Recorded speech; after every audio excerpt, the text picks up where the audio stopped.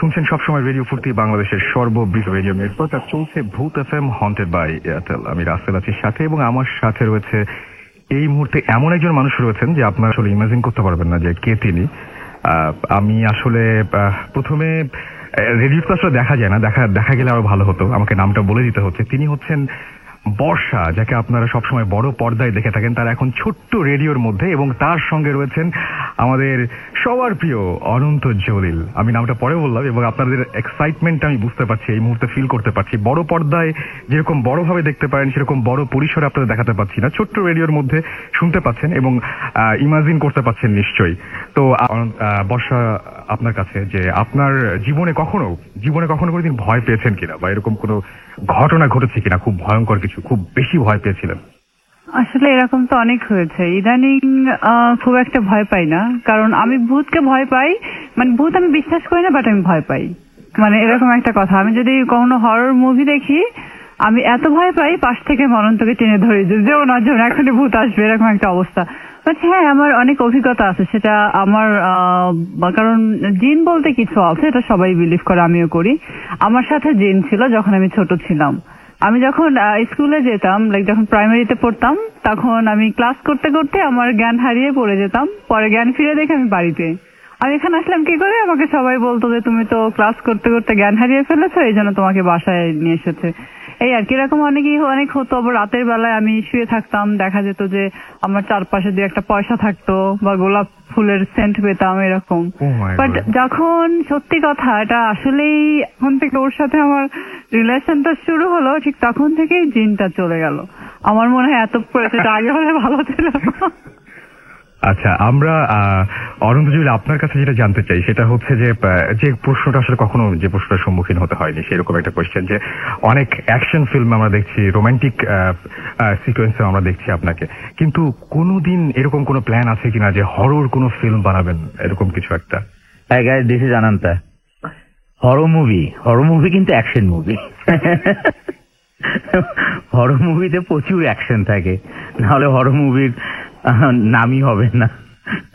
হয়তো এখানে দেখা যায় যে অনন্তর মুভিতে অনন্ত নিজে অ্যাকশন করে, ওইখানে দেখা যাচ্ছে হরর অ্যাকশন করছে ভূত। যদি এরকম সত্যি হয়, তাহলে আপনার আসলে কোন চরিত্রটা করা উচিত, মানে ইচ্ছা, মানে যে ড্রাকুলা টাইপের কিছু একটা, নাকি আপনি আসলে একটা মানে মানুষের রোলই প্লে করতে চান, কোনটা? আসলে হরর মুভি করা বাংলাদেশে একটু ডিফিকাল্ট, কারণ এটা খুব এক্সপিরিয়েন্স ডিরেক্টর দরকার, এবং লাইটিংটা খুব ভালো, লাইটের যারা অভিজ্ঞ লাইটম্যান আছে তাদেরকে দরকার, সিনেমাটোগ্রাফার। কারণ হচ্ছে তারপরে যারা হচ্ছে ক্যামেরায় থাকবেন তাদেরও খুব বড় এক্সপিরিয়েন্স দরকার। মানে হরর মুভি বানানো কিন্তু খুব কঠিন একটা ব্যাপার, যেটা আপনি অসাধ্যকে সাধ্য করে ফেলেছেন আপনার একটা অনুষ্ঠান দিয়ে। সবাই খুব এক্সাইটেড আপনার অনুষ্ঠানে, আমরাও জানি। সেটা একটা অসাধ্যকর ব্যাপার, যেটা বাংলাদেশে আপনি যেটা করেছেন, সেটা হচ্ছে আপনার সুন্দর ভয়েস দিয়ে বা সবার ইন্টারভিউ দিয়ে। But horror movie is not easy to make actually. তবে আমি এইটুকু বলতে পারি যে হয়তো 100% আমার মুভিটা হরর না থাকলেও আপনার এই অনুষ্ঠানের জন্য হলো কিছু অংশ কোনো একটা ছবিতে আমি করার চেষ্টা করব। Thank you. ওকে, আপনাদের দুজনকে অনেক অনেক অনেক ধন্যবাদ। আমরা জানি যে মানে ভূত এফএম দেশের গণ্ডি পেরিয়েও, বাংলাদেশের গণ্ডি পেরিয়েও বিশ্বের বিভিন্ন দেশে শোনে, এবং আমরা রেগুলারই কিন্তু বিভিন্ন অডিও ক্লিপ প্লে করি। কোনোটা আসে আমেরিকা থেকে, কোনোটা আসে হয়তো ইউরোপ থেকে আসছে, ইন্ডিয়া থেকে আসছে, এরকম পাকিস্তান থেকে আসছে। তো আপনাদের এই যে পৃথিবীব্যাপী যে মানে ভূত এফএম-এর লিসনার, তাদের জন্য যদি কিছু বলা থাকে তাহলে প্লিজ একটু বলবেন। আসলে ইন্টারেস্টিং, আর যখন মানুষ ভয় পায় তখন ইন্টারেস্ট তো হারিয়ে যায়, সেন্সলেসও হয়ে যায়। তো যাই হোক, ভূত একটা বড় ব্যাপার। আপনারা যারা ভূতের অডিয়েন্স আছেন সারা পৃথিবীতেই, দেশে সহ এবং পৃথিবীতে যারাই অডিয়েন্স আছে, তারা অবশ্যই জানেন যে ভূত আসলে একটা ভয়ঙ্কর ব্যাপার। আমরা ছোটবেলা শুনতাম কি, আমাদেরকেও বলতো, যদি ঘুম না আসতাম বলতো এই ভূত আসবে, ঘুমাও। ভূত আসলে আজকে রেডিও ফুর্তি খুব সাকসেসফুল একটা অনুষ্ঠান ভূত। এটা আসলে ছোটবেলা থেকেই সবাই শুনে আসছে, এখনো যারা ছোট তারাও শুনে আসছে, এটা যুগ যুগ ধরে হয়ে আসছে ভূত। তাই ভূতের যারা অডিয়েন্স, তারা অবশ্যই নিজেরা ভূত না, তারা শুধু অডিয়েন্স, আমরাও ভূতের অডিয়েন্স। শুধু এটাই বলবো, একটা এনজয় করার মতো প্রোগ্রাম, এবং উই আর হ্যাপি। এবং সবার উদ্দেশ্যে বলবো, please guys enjoy with bhoot. Thank you so much. Thank you. আপনার কিছু? আমি তো আগেই বলেছি, বিশ্বাস করি না বাট ভয় পাই। যেটা বলবো, যারা আছেন তাদের সবাইকে বলছি, কেউ থেমে যাবেন না, অবশ্যই ভূত এফএম এর সাথেই থাকবেন। আর ভূতটা আসলে মনের ভেতরে ভয়টা করলেই ভয়, কেউ ভয় করবেন না, কারণ ভূত বলতে আসলে কোনো কিছুই নেই, তবে জিন পরি বলতে কিছু আছে। ছেলেরা সাবধান পরি থেকে, মেয়েরা সাবধান জিন থেকে। Thank you so much. অনেক অনেক ধন্যবাদ আমাদের স্টুডিওতে আসার জন্য। Thank you. You welcome. Hot FM, haunted by Airtel.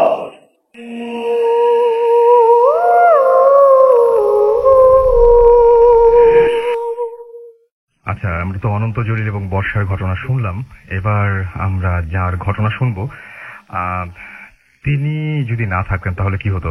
আসলে বেসিক্যালি এমন একজন মানুষের কাছে আমরা এখন যাব, যার কাছে আমি শিখেছি যে কিভাবে এখন যে মাইক্রোফোনে কথা বলছি সেই মাইক্রোফোনের সামনে কিভাবে কথা বলতে হয়।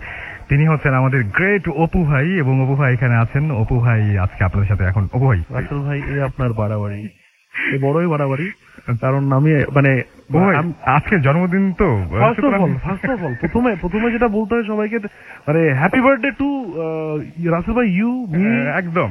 এখানে আসনা আছে, সাব্বির আছে, so Masum, so happy birthday to everyone, ready for the birthday. And আমার এখনো মানে প্রত্যেক বছরই মনে হয় এটা, আজকেও আমার মনে পড়ছে ঠিক 21শে সেপ্টেম্বর সকাল 7টায় অন এয়ার গিয়েছিলাম। এন্ড আমার প্লে করার কথা ছিল ফিডব্যাকের একটি গান। তো প্রথমে উই হ্যাভ ডিসাইডেড যে টেলিফোনে ফিশ সেটা প্লে করবো মাসুমের সাথে। পরে আমরা ডিসাইড করলাম না, এটা না ফিডব্যাক মৌসুমি দিয়ে শুরু করবো, কারণ আমার প্রডিউসার তখন ছিল Arafat Kazi, the guy who recruited me actually. So Arafat সারা রাত সারা দিন ধরে আমরা এইটারই প্ল্যান করছিলাম, মানে গত 1-1.5 মাস ধরে, যে 21 তারিখে সকাল 7টায় শোটা শুরু হবে কিভাবে। বাকি শোর কোনো প্ল্যান ছিল না, দ্য অনলি প্ল্যান ওয়াজ শুরুটা হবে কিভাবে। এন্ড আই রিমেম্বার যে প্রথম এন্ট্রিটা দেওয়ার পরে আমি তো অনেক শেখেছিলাম এন্ড এভরিথিং, এন্ড যখন শেষ করলাম এন্ট্রিটা আমরা অনেক ইমোশনাল হয়ে গেছিলাম। পুরো অফিস খালি ছিল তখন, কেউ আসেনি। আমি আর আরাফাত আমি ইমোশনাল হয়ে অশ্রু বিসর্জন দিয়েছিলাম। সুতরাং আজকে বাড়াবাড়ি হবেই। আমাদের সাথে আমার প্রথম প্রডিউসারও আছেন এবং আমাদের পছন্দের একজন আছেন আমাদের সাথে, সাব্বির ভাই। হ্যালো রাসেল ভাই, happy birthday to all radio ফুর্তি লিসেনার। এখানে আসনা আছে, মাসুম আছে, এবং রাসেল ভাই, অপু সবাই আছে। তো সবাইকে হ্যাপি বার্থডে শুভেচ্ছা রেডিও ফুর্তির তরফ থেকে এবং রেডিও ফুর্তির তরফ থেকে সব অডিয়েন্সদেরকে। আর হচ্ছে গিয়ে হ্যাঁ রাসেল ভাই, আনফরচুনেটলি আমি আপনার ফার্স্ট প্রডিউসার ছিলাম। তো সেই গুড ওল্ড ডেজ, একদম আমার সবকিছু মনে পড়ছে এখন, আমারও অনেক কিছু সবকিছু একসাথে মনে পড়ছে। So it's pleasure to be here. আর কি বলবো, মানে ভূত এফএম প্রায় শোনা হয়, খুবই ইন্টারেস্টিং একটা শো। আর হচ্ছে গিয়ে মানে প্রত্যেক শুক্রবার রাতেই হচ্ছে গিয়ে চেষ্টা করি শোনার আর কি, যখন যেখানে থাকি আর কি। বাহ, আমরা একটু আগে আমি বলছিলাম, আপনার সামনাসামনি বলছিলাম বলে হয়তো মনে করছিল যে এমনি বলছি, বাট এখন সবার সামনে বলছি যে আমার অনেক পছন্দের একজন যে আসনা, এবং তিনিও আমাদের সঙ্গে এখন আছেন। আমরা প্রথমে তার কাছ থেকে কিছু কথা শুনি। থ্যাংক ইউ রাসেল ভাই। অ্যান্ড অ্যাকচুয়ালি যখন আমাকে রঘু ভাই গতকালকে ফোন করেছিল যে আসনা রেডিও ফুর্তির বার্থডে, তুমি আসতে পারবে, I was actually very happy যে আমাকে ফুর্তি মনে করেছে ফার্স্ট অফ অল। এবং আমার মানে সাথে সাথে মনে পড়লো গত বছর অ্যাকচুয়ালি রেডিও ফুর্তির বার্থডে ছিল 21শে সেপ্টেম্বর, ফ্রাইডে ছিল। তো আমার শো ফ্রাইডেতে থাকতো। সো ইউজুয়ালি সবসময় পুরো ফ্রাইডেটা ওয়াজ লাইক হন্টেড ডে, কেউ থাকতো না অফিসে, আমি একা শো করতাম এবং পরে আপনি আসতেন, আপনার সাথে দেখা হতো। সো বাট ওই দিন বার্থডে ছিল বলে সবাই ছিল, অনেক বেলুন টেলুন ছিল, so we had a good time. তো সেই সব স্মৃতি অ্যাকচুয়ালি মনে পড়ে গেছিল। আর যেটা বলবো যে 6 বছর পেরিয়ে 7 বছরে পড়লো radio Foorti. So it's a great honour to be a part of Foorti family. এবং আপনার সাথে যেটা বলবো যে সবসময় শুক্রবারে আমার শোর পরে আপনার শো যেহেতু হতো, তো রাস্তায় যেতে যেতে ভূত এফএম শোনা হতো, এখনো মাঝে মাঝে শোনা হয়। And I think it's a unique show, so great job. Okay, thank you. আর আমরা তাহলে ভাই কার ঘটনা দিয়ে শুরু করবো আজকে এখানে? Okay, I can start. Okay, fine. ভূত ভূতের যে এক্সপেরিয়েন্স সেটা এর আগেও আমি শেয়ার করেছিলাম, ইনফ্যাক্ট এটা ভূত এফএমে শেয়ার করেছিলাম, আজকে আরেকবার করতে চাই। আমার খুব বেশি ভূতের এক্সপেরিয়েন্স নেই, আমার মানে পরিচিত অনেকের আছে, আর আমার নিজের যে এক্সপেরিয়েন্স আছে দুটো ঘটনা, এবং দুটোই হচ্ছে আমাদের আরেকজন অতি প্রিয় মানুষ, সবার প্রিয় বেশ বাবা সুমন ভাইয়ের সাথে এক সময় we used to do music together. তখন ওই সুবাদে সুমন ভাইয়ের সাথে জীবনের বেশ একটা সময় কাটানো হয়। তো আমরা যেটা করতাম যে প্রায় যখন একটু অবসর থাকতো আমাদের, হয়তো কোনো শো নেই বা কোনো প্র্যাকটিস নেই, তখন তো আর চাকরি বাকরি করতাম না, এটাই করতাম আর কি। তো প্র্যাকটিস নেই শোনে তখন আমরা প্রায় সুমন ভাইদের একটা বাংলো বাড়ি আছে এখনো শ্রীপুরে, সেখানে চলে যেতাম, প্রায় ফ্রেন্ড টেন যারা থাকতো সবাই মিলে চলে যেতাম। আমরা খুব মজা করতাম, বারবিকিউ করতাম, সারা রাত গল্প করতাম, মুভি দেখতাম, তো এটা করতাম। তো একবার আমার মনে আছে খুব শীতের সময় গেলাম, আমার ঠিক বছরটা মনে নেই কোন ইয়ারের কথা বলছি, 2005-2004 এর কথা। তো ওই বছর প্রচন্ড শীত পড়েছিল, এতটুকু মনে আছে যে এত শীত পড়েছিল যে সকালে এবং বিকালে অনেক কুয়াশা পড়তো, সামনের জিনিস দেখা যেত না, এরকম একটা শীতের সময়। তো ওই সময় যেটা হলো যে আমরা এরকম শ্রীপুরে গেছি, গিয়ে ওখানে আড্ডা দিলাম, মজা করলাম, অনেক রাত পর্যন্ত জাগলাম, খাওয়া দাওয়া করে ঘুমাতে গেলাম। তো আমি আর সুমন ভাই একটা রুম শেয়ার করছি, তো দুজনই আমরা ঘুমাতে গেলাম। তো এত শীত ছিল, প্রচন্ড শীত, আর শ্রীপুরটা যেহেতু একটু বাইরের দিকে, ঢাকার বাইরের দিকে, ঠান্ডাটা আরো বেশি। তো আমি যেটা করলাম, প্রথমে একটা টি শার্ট পরলাম, তার উপরে আরো একটা টি শার্ট, তার উপরে একটা সোয়েটার, তার উপরে একটা ফুল হাতা সোয়েটার, তার উপরে একটা জ্যাকেট, তারপর সুমন ভাই তখন আলহামদুলিল্লাহ আমার থেকেও বেশ ভালো ছিল, তো ঢালঢালা, ওটার উপরে ঢালঢালা সুমন ভাইয়ের একটা কোট টাইপের, সর্ট অফ ওভারকোট টাইপের, তাও শীত মান ছিল না। এটা পরে আমি কাঁথার নিচে ঢুকলাম। সুমন ভাই অলমোস্ট এই অবস্থা আর কি, অনেক কিছু পরে এরকম হলো। অনেক রাতের দিকে হঠাৎ করে গরম লাগা শুরু করলো আমার, তো আমি আর ভয় বলতে পারছি না। সুমন ভাইকে এমনি আমি ভয় পাইতাম, এখনো পাই। তো সবকিছু বলতে, এখন উনি ঘুমিয়ে পড়েছে, আমি কি ওনাকে ডাকবো, প্রচন্ড গরম লাগছে। আমি প্রথমে একটা করে সবকিছু খুললাম, খুলতে শেষ টি শার্টটা বাকি থাকলো। আমি দেখলাম যে এত গরম লাগছে, মানে এটা স্বাভাবিক না, এটা অস্বাভাবিক ছিল। আমি রীতিমতো ঘামছিলাম। তো আমার মনে হচ্ছিল যে আমার হয়তো কোনো একটা প্রবলেম হয়েছে বা কোনো অসুস্থ ফিল করছি আমি, এই জন্য এরকম হচ্ছে। আমি না পারে তখন সুমন ভাইকে ডাকলাম, সুমন ভাই আমার এরকম লাগছে, আপনার কি লাগছে? শুনে বললো, হ্যাঁ আমি অনেকক্ষণ ধরে তোমার বলতে চাইছিলাম, হয়তো আরো বলি নাই, আমারও এরকম লাগতেছে। আমি বললাম, কেমন লাগছে আপনার? তো বললো যে আমার তো গরম লাগতেছে, সেই অসম্ভব গরম। আমি বললাম যে হ্যাঁ দেখেন রুমটা গরম হয়ে গেছে, রুমটা কিন্তু স্বাভাবিক না। উনি বললো যে হ্যাঁ দের ইজ সামথিং রং। তো সুমন বললো যে দাঁড়াও দেখছি, বলে উনি বেরিয়ে জানলাটা খুললো। তো বললো, জানলার বাইরে হাত দিয়ে উনি বলছে, বাইরে হাত দিয়ে আমার দিকে তাকিয়ে উনি বললো, অপু তুমি চিন্তা করতে পারবা না বাইরে কত ঠান্ডা। আমি বললাম মানে? আসো তুমি। আমি এসে জানলা দিয়ে বাইরে হাত বের করে, মানে এখন এই অনুভূতিটা যে কোনো লেসন নিতে পারবেন। আপনি জাস্ট আপনার বাসার ফ্রিজের মধ্যে যান, ফ্রিজের কাছে যান, ফ্রিজের দরজাটা খুলে, ডিপ ফ্রিজের দরজা খুলে হাতটা ঢুকান, যে ফিলিংটা পাবেন, we exactly got that feeling. এবং আশ্চর্যজনক ভাবে জানলার ভেতরে ওই ঠান্ডাটা আসছে না। আমরা সব দরজা জানলা খুলে দিলাম রুমের, কিছুতেই কিছু হচ্ছে না। আমরা রুম থেকে বেরোলাম, আমাদের অন্যান্য বন্ধু বান্ধবরা আরো অন্য রুমে ছিল, তাদেরকে ডাকলাম, উঠালাম। প্রত্যেকটা রুম নর্মাল, ঠান্ডা, প্রচন্ড হ্যাঁ, খালি ওই আমাদের একটা রুম এরকম গরম হয়ে আছে। And I was scared at that point যে ওকে এটা নর্মাল কিছু না, এটা অস্বাভাবিক কিছু। তো সুমন ভাই আবার একটা ব্যাপার আছে, উনি বেশ মানে ভৌতিক ব্যাপার, ভৌতিক গল্প এগুলা বোঝেন, বলেন বা জিনিস, তো উনি কিছু একটা সেন্স করতে পারে, উনি জিনিসটা আলাদা করার জন্য সে দেয় না, কিছু না, কোনো ব্যাপার নাই সেই। তো পার করলেন। পরের দিন সকালে বললেন যে আসলে তোমাদেরকে বলা হয় নাই, এই বাংলো বাড়িতে একটু প্রবলেম আছে, প্রায় মানুষজন দেখে। এটা নিয়ে একটা জোক আছে আবার, ওনাদের বাংলো বাড়িতে একজন বাবুর্চি ছিল যার নাম মতিন।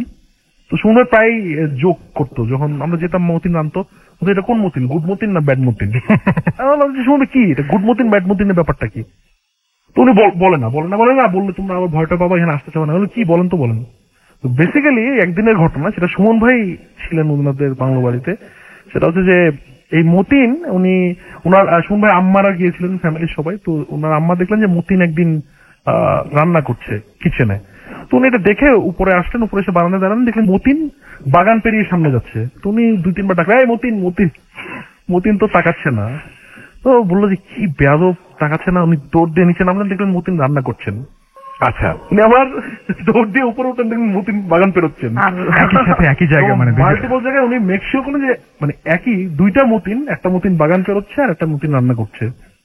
ইট was really hard for Suman ভাইয়ের আম্মা এট দ্যাট পয়েন্ট। আমি বুঝতে পারছি যে কোনটা আসল মতিন কোনটা পারবেন। তো এটাও পরে আবার রিভিল হয় পরে সুমন ভাইয়ের অন্যান্য আত্মীয়স্বজন যারা একটু এসব ব্যাপারে ইয়ে, তোমরা বলে যে না এই বাড়িতে প্রবলেম আছে। এই গল্পটা উনি বললেন পরের দিন সকালবেলা। তো ওই ট্রিপটা গেল, ওই ট্রিপটা আমরা চলে আসলাম, বেশ কিছুদিন ভয় কাটালাম। আমার আবার এই কম্পনটা থাকে, মানে একটা ভূতের ছবি দেখে ভূতের গল্প শোনার পরে, যে কারণে আমি ভূতের কম শুনি, পরের দিন সকালে শুনি লক হয়। তো পরে আবারও একটা আমরা ট্রিপে গেলাম, সেটা প্রচন্ড গরমের সময়, এন্ড ঠিক অপোজিট হ্যাপেন, এক্স্যাক্টলি সেম রুমে, এক্স্যাক্টলি একই জায়গায়, প্রচন্ড গরম, মানে পারি তো মানে 10টা এসি ছেড়ে ঘুমাই। আমরা এসে ছাড়লাম, মানে সবকিছু ছেড়ে ঘুমাতে যাবো, এই সময় বারান্দায় বসলাম আমরা, যে ঘুমের আগে একটু জাস্ট গল্প করে যাই। সুমন ভাই আমরা গান টান করছিলাম বারান্দায় গল্প, হঠাৎ দেখলাম বারান্দার বাইরে প্রচন্ড কুয়াশা, জাস্ট ঠিক কুয়াশা, যেটা আপনি দেখতে পাবেন না সামনে কিছু, এবং অনেক দূরে একটা বেশ বড় কিছু মানে জাস্ট পাখা মেলে এসে মানে ল্যান্ড করলো, সেটা মাঠের মতন জায়গা। এটা তো বেশ ভয়াবহ ব্যাপার। আই জাস্ট ফ্রিকড আউট ওই সময়। আমি বললাম যে সুমন ভাই আবার হচ্ছে, তো সুমন ভাই বললো যে চলো আমরা ঘুমাইতে যাই, অনেক that was my experience actually, that was my experience. আমি জানি না এটা কি ছিল, আমার কাছে কোনো এক্সপ্লেনেশন নাই, কেন গরম হলো, কেন ঠান্ডা হলো, বড় পাখাওয়ালা জিনিসটা কি ছিল, আসলে is there a good Matin or bad Matin. But এতটুকু বুঝি যে অনেক কিছু থাকে যেগুলোর কোনো এক্সপ্লেনেশন থাকে না, সুপারন্যাচুরাল থাকে। I do believe that. আমি যেটা বিশ্বাস করি যে if you believe in your creator, then you have to believe in some sort of other things also, যেটা কিনা মেনশন করা আছে বিভিন্ন জায়গায় বিভিন্ন ভাবে। ও ভাই, আমরা একটু বলে দিবেন সেই সাথে যে আজকে আমরা এতক্ষণ যেটা করছিলাম বার্থডে কেক কাটতাম, সেটা ছবি দেখতে চাই সবাই হয়তো। I was so excited, I hope সাব্বিরও এক্সাইটেড অনেক। মানে আমি আসার পরে তো কেক আর কোকের উপর আছি। তো thank you very much radio Foorti. খুব চারপাশে একটা ফেস্টিভ লুক, মানে রেডিও ফুর্তি অফিসে যারা যারা আসছেন অথবা হচ্ছে কি যারা আসতে পারছেন না ফিজিক্যালি, তারা definitely log on to Facebook and হচ্ছে কি you'll get to see what is happening here.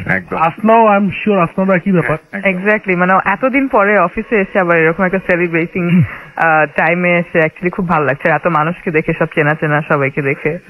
Especially I was very excited and surprised because of the man is there, যিনি কিনা মানে যিনি আসলে আমার দৃষ্টিটা খুলে দিয়েছেন। I always saw horror movies as horror movies, but for the very first time now I'm gonna see horror movies as action movies from now on, from today. Okay. So আমি বলছি অন্ধজলের কথা। হ্যাঁ, আমি বুঝতে পেরেছি। By the way, thank you very much. উনাকে আমি আসলে ধন্যবাদ দিতে চাই আমরা সবাই, যে আজকের এই দিনটাতে আমাদেরকে সময় দেওয়ার জন্য। একদম এবং উনি বলছেন যে উনি বলছিলেন যে এত বেশি ব্যস্ত তার মানে কোনো জায়গায় যেতে পারেন না এরকম, মানে কিন্তু উনি এত কষ্ট করে এখানে সময় ম্যানেজ করে এসেছেন, এই জন্য অসাধারণ, অ্যামেজিং এক্সপেরিয়েন্স। একদম। যাই হোক, আমরা চলে যাচ্ছি আপনার কাছে। স্টোরিটা বলার আগে এটা বলতে চাই যে আমি নিজে অ্যাকচুয়ালি খুবই ভীতু একটা মানুষ, এবং যার কারণে হয়তো আমি ভূত এফএমও খুব একটা শুনি না, এবং সবসময় কোনো ভয়ের মুভি দেখা অ্যাভয়েড করি।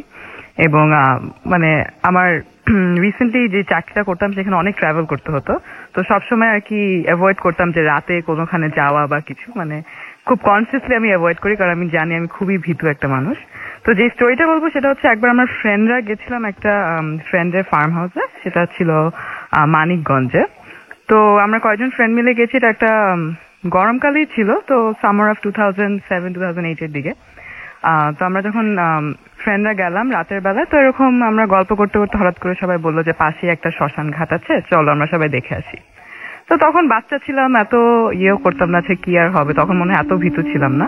তো সবাই মিলে আমরা প্ল্যান করলাম যে আচ্ছা ঠিক আছে যাই, ঘুরে আসি। তো যখন আমরা মানে ঘুরতে গেলাম, মানে খোলা মাঠ, ধান ক্ষেত, চারিপাশে একটা কেমন জানি মানে বেশ থমথমে একটা ভাব, কিন্তু আমরা 4-5 জন ফ্রেন্ড খুব মজা করছি, মানে খুব কেয়ার ফ্রি টাইপের যেটা হয় ফ্রেন্ডরা কোথাও গেলে। তো হঠাৎ করে আমরা দেখতে পেলাম যে এরকম ধান ক্ষেতের মাঝখানে একটা জার্মান শেফার্ড কুকুর, এবং কুকুরটা বেশ অ্যাবনর্মাল ছিল এই বলতে যে সে ঘাড় ব্যাকা করা এবং চোখগুলো পুরো জল করছে, তার জিহ্বা বের করা, এবং আমাদের দিকে তাকিয়ে আছে। এমন না যে সে ডাকছে কাঁদছে বা চিল্লাচ্ছে বা কিছু, বাট জাস্ট আমাদের দিকে তাকিয়ে আছে। এবং মানে by the look of it আমাদের মনে হয় তখনই সবার লাইক আত্মা উড়ে গেল, এবং উই ডিডন্ট নো যে কি করব, মানে এই ধান ক্ষেতের মধ্যে এরকম সময় কুকুর কেন। এবং হঠাৎ করে দেখি আমার একটা মাঝখানে একটা ফ্রেন্ড ছিল যে কিনা হঠাৎ করে খুব মানে ভয়ে বা আতঙ্কে সে খুব অ্যাবনর্মাল বিহেভ করা স্টার্ট করলো। তো পাশে একটা কুকুর ছিল, তো সে মানে ভয় পেয়ে অলমোস্ট আমাকে আর কি ধাক্কা দিয়ে অলমোস্ট ফেলেই দিচ্ছিল পুকুরে, আর আমি তখন সাঁতার পারতাম না। তো কোনো রকম আর কি পানি থেকে আর কি বেঁচে উঠি। তো তারপরে দেখি কুকুরটা আমাদের দিকে এগিয়ে আসতে থাকে, এবং সে কোনো আওয়াজ করছিল না, কিন্তু জাস্ট তার চোখটা জল জল করছিল। এবং আমার এখনো চিন্তা করলে বেশ ভয় লাগছে যে কিভাবে সে তার জিহ্বা বের করেছিল, মানে একটা বেশ ভয়ঙ্কর একটা সিচুয়েশন ছিল। তো সেখান থেকে আমরা দৌড়িয়ে পরে চলে আসি ফার্ম হাউসে, এবং পুরাটা রাত আর কি কাটে সবাই সবার ভূতের গল্প স্টোরিজ বলছে, মানে আরো ভয়টা কিভাবে বাড়ানো যায়। তো সারা রাত অবশ্যই আমরা কেউই ঘুমাতে পারিনি। পরের দিন সকালে অবশ্যই আমরা সেই ফার্ম হাউসের যে ম্যানেজার ছিল তাকে এবং গ্রামের যে অন্যান্য মানুষ ছিল সবাইকে জিজ্ঞেস করি যে এখানে কি এরকম কোনো কুকুর আছে, কারণ মানে জার্মান শেফার্ড তো মানিকগঞ্জের ধান কাটে থাকার কথা না। তো আমরা অনেককে জিজ্ঞেস করলাম এবং সবাই বেশ অবাক হলো, এবং কেউই অ্যাকচুয়ালি কিছু বলতে পারেনি যে এরকম কোনো কুকুর কখনো দেখেছে বা কিছু। কিন্তু আমার ফ্রেন্ডের কাছে পরেও শুনেছি যে ওরা যখন ওরকম ফার্ম হাউসটায় গেছে পরে, তো ওই শ্মশান ঘাটে যেহেতু কাছেই ছিল, এরকম প্রায় কিছু না কিছু অদ্ভুত ইভেন্ট হতো আর কি। কখনো কখনো কোনো যে আওয়াজ শোনা যেত, তারপরে একটা ওদের এখানে বড় একটা গাছ ছিল যে গাছতলায় বসে আমরা অনেক গল্প করেছি অ্যাকচুয়ালি ট্রিপে। তো ওই গাছের মধ্যে অনেক এরকম প্রায় এরকম অদ্ভুত বাতাস আসতো বা আওয়াজ হতো। তো যাই হোক, ওর পর থেকে আর ফ্রেন্ডের সেই ফার্ম হাউসে যাইনি, আর কান ধরেছি জীবনে যাবো না। ওকে, হ্যাঁ, এটা খুব অদ্ভুত একটা ব্যাপার, কারণ ওইরকম একটা জায়গায় আপনি বলছেন, তারপরে আবার যেরকম একটা বর্ণনা দিলেন জায়গাটার, সেরকম জায়গায় কিন্তু আসলে জার্মানি শেফার্ড দেখার কথা না। যাই হোক, আমরা শুনলাম আপনার ঘটনা, আমরা চলে যাচ্ছি সাব্বির ভাইয়ের কাছে। সাব্বির ভাইয়ের একটা ঘটনা শুনবো আমরা।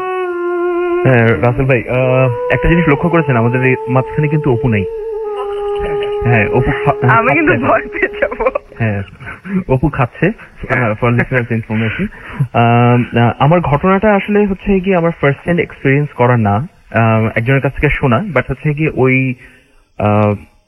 2000 এটা ঘটনাটা বেশ অনেক আগের, লাইক 2000 এর দিকে, 2001 এর দিকে। তো আমরা কিছু ফ্রেন্ড মিলে সিলেট যাচ্ছিলাম। তো পারপাসটা ছিল আসলে হচ্ছে ওই শাহজালাল ইউনিভার্সিটিতে পরীক্ষা দিতে যাওয়ার সময় দেখা যায় যে সবাই একসাথে যাওয়া। তো ওই ক্ষেত্রে আমরা হচ্ছে গিয়ে 5 জন ফ্রেন্ড ছিলাম। তো আমরা ট্রেনে যাচ্ছিলাম। তো ট্রেনে যেতে যেতে তো রাতের দিকে যাচ্ছিলাম।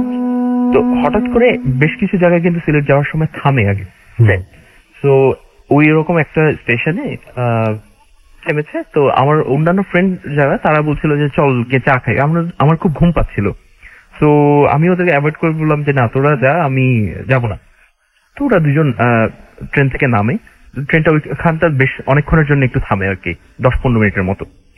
তো ওরা ওখানে নামে, নামার পর কিছুক্ষণ ঘোরাঘুরি করে ওরা চা খাওয়ার জন্য এক জায়গায় দাঁড়ায়। তো যেই স্টেশনটা থেমেছে আপনি লক্ষ্য করবেন, হয়তো স্টেশনের একটা সাইড থাকে কিন্তু যেখানে প্ল্যাটফর্মটা, আরেকটা সাইডটা থাকে যেখানটাতে আসলে হচ্ছে গিয়ে কিছু থাকে না, হয়তো ধান ক্ষেত থাকে অথবা ট্রেন লাইনগুলি থাকে, opposite side of the platform. তো ওরা ওই অপোজিট সাইড যেটা প্ল্যাটফর্ম নাই, তার মানে হচ্ছে গিয়ে মাঝখানে ট্রেনটা এক সাইডে প্ল্যাটফর্ম, আরেক সাইডে নেমেছে। তো কোনো এক কারণে ওরা ভুল করে ওই সাইডে নেমেছে। তো নামার পর তোরা ওখানে একটা চায়ের দোকান দেখতে পায়। তো চায়ের দোকান, একটা তারিয়ালা চায়ের দোকানদার, সে চা বানাচ্ছে, লাইট জ্বলছে, একটা বেঞ্চ পাতা। তো ওরা ওখানে যায়, গিয়ে চায়ের জন্য অর্ডার করে। তো 2টা চা নিয়ে আমরা টোটাল 4 জন ছিলাম, 2 জন নেমেছিল আর 2 জন নামিনি আমরা। তো ওখানে যাওয়ার পর তো ওরা এমনি কথা বলছে যে আমরা কোথায় থাকবো, সিলেটে পরীক্ষা হয়তো ওই অ্যাডমিশন টেস্টের পর কোথাও ঘুরতে যাবো কিনা, ওইরকম প্ল্যান ট্যান করছিল, হাসি ঠাট্টা করছে, কথা বলছে। তো ক্যাজুয়ালি ওরা 2টা যখন চা নিয়ে খাচ্ছে, খেতে খেতে একটা সময় গিয়ে হঠাৎ করে চা খাওয়া অলমোস্ট শেষ, তখন ওরা ঘুরে পে করবে। তো যে ফ্রেন্ডের থেকে আসলে ঘটনাটা শোনা, যে সে যখন ঘুরে কাপটা ফেরত দিয়ে টাকাটা পে করবে, ঠিক তখন সে লক্ষ্য করলো ওখানে কোনো কিছু নেই। ও আচ্ছা, কোনো মানে কেউ যে চা বিক্রেতা ছিল বা, হ্যাঁ, এবং এটা কিন্তু এমন না যে কিছু লোক আছে না যারা ফ্লাস্ক নিয়ে এমনি চা বিক্রি করে, ফেরি করে বিক্রি করে, এরকম কিন্তু না। ওখানে কিন্তু একটা ছোট দোকানের মতো ছিল, রাইট। কিন্তু ওরা দেখতে পায় যে ওখানে ওই কোনো কিছু নেই, মানে দোকানও নেই, চাওয়ালাও নেই। হ্যাঁ, মানে ওরা খুব অবাক হয়ে লক্ষ্য করে কেউ নেই ওই জায়গাটাতে, এবং দোকানটা নেই। ইনফ্যাক্ট দোকানটা মানে ছোট একটা দোকান। সো কিন্তু ওদের হাতে দুটো কাপ আছে। এটা খুব অদ্ভুত। তো ওরা তাড়াতাড়ি কোন রকমে তখনই ট্রেনে ফিরে এসে তারপরে হচ্ছে এই ঘটনাটা বলে। তো এইটা একটা ঘটনা। আমি আরেকটা ঘটনা শেয়ার করব, তার আগে বলি যে অপু একটা ভয় ঢুকিয়ে দিয়ে গেছে আমার মধ্যে অলরেডি। ও ব্যাড মতিন আর গুড মতিনের কথা বললো। তো আমার চিন্তা হচ্ছে আমার বাসার দারোয়ানের নাম মতিন। আমি সত্যি জানি না পুয়ার মতিন কিনা ব্যাড মতিন না গুড মতিন, বাট হচ্ছে আমার চিন্তাটা হচ্ছে কি বাসায় ফেরার পথে হচ্ছে কি যখন ব্যাড মতিন থাকবে না গুড মতিন থাকবে, ব্যাড মতিন থাকবে না গুড মতিন থাকবে, that's a very good question. He is a very happy Apu ভাই। হ্যাঁ, হি সিমস ভেরি হ্যাপি, মানে অলওয়েজ হ্যাপি when I হ্যাঁ। তো অপু নিশ্চয়ই যা ছিল ওখানে বাকি সব শেষ করে আসছে নিশ্চয়ই। আর সেকেন্ড যে ঘটনাটা, আমি থাকি বসুন্ধরাতে। তো বসুন্ধরার ভিতরেই আমি প্রায় সাইকেল চালাতে বের হই। তো বসুন্ধরার মানে একটু রাত হলেই যেটা হয়, ভিতরের দিকে যেসব ব্লকগুলি লাইক হচ্ছে কি এফ ব্লক, জি ব্লক, এই ধরনের ব্লকগুলি খুব কোয়াইট থাকে, কিন্তু অন্ধকার। তো ঘটনাটা আমি এক্সপিরিয়েন্স করি হচ্ছে কি মাসখানেক আগে।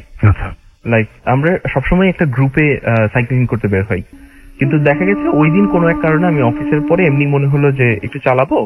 তো রাত 10টা সাড়ে 10টার দিকে আমি বের হই। তো আমি একটু ভিতরের দিকে গেছিলাম, ভিতরের দিকে সাইক্লিং করতে করতে গেলাম। তো একটা সময় গিয়ে বেশ অনেক দিকে মানে আমার একটা ইচ্ছা হয় প্রায় এক্সপ্লোর করার, যে এই রাস্তাটাতে কখনো তো আগে আসেনি, এই রাস্তাটা দেখি যে এটা কোথায় গিয়ে শেষ হয়েছে অথবা কোথায় গিয়ে উঠা যায়। তো এরকম করতে করতে আমি একটা ব্লকের নামটা মেনশন করবো না, বাট ওখানে আমি গিয়ে পৌঁছাই এবং হচ্ছে গিয়ে হঠাৎ করে দেখি, তো হঠাৎ একটা জায়গায় দেখি যে একটা লোক চুপচাপ বসে আছে। দেখি খুব সম্ভবত কনস্ট্রাকশন ওয়ার্কার টাইপের মনে হয়। তো কনস্ট্রাকশন ওয়ার্কার, সে বসে আছে, তার সামনে অদ্ভুত কারণে একটা কুকুর এবং একটা বিড়াল তার দিকে তাকায়। তো জিনিসটা দেখে আমার কাছে খুব ইন্টারেস্টিং লাগলো। তো ইন্টারেস্টিং লাগার পর যে জিনিসটা হচ্ছে যে আমি সাইক্লিং করছিলাম, তো থামিয়ে আমি একটু অবজার্ভ করি যে আসলে কি হচ্ছে পুরো ব্যাপারটা বোঝার জন্য। তো দেখি যে না, লোকটা মাথা নিচু করে বসে আছে এবং হচ্ছে গিয়ে সামনে কুকুর এবং বিড়ালটা তার দিকে অদ্ভুত ভাবে তাকিয়ে আছে। তো দেখে ইন্টারেস্টিং লাগলো। তো আমি সাইকেল দিয়ে যেয়ে আবার ঘুরে আবার ওখান থেকে আসছি।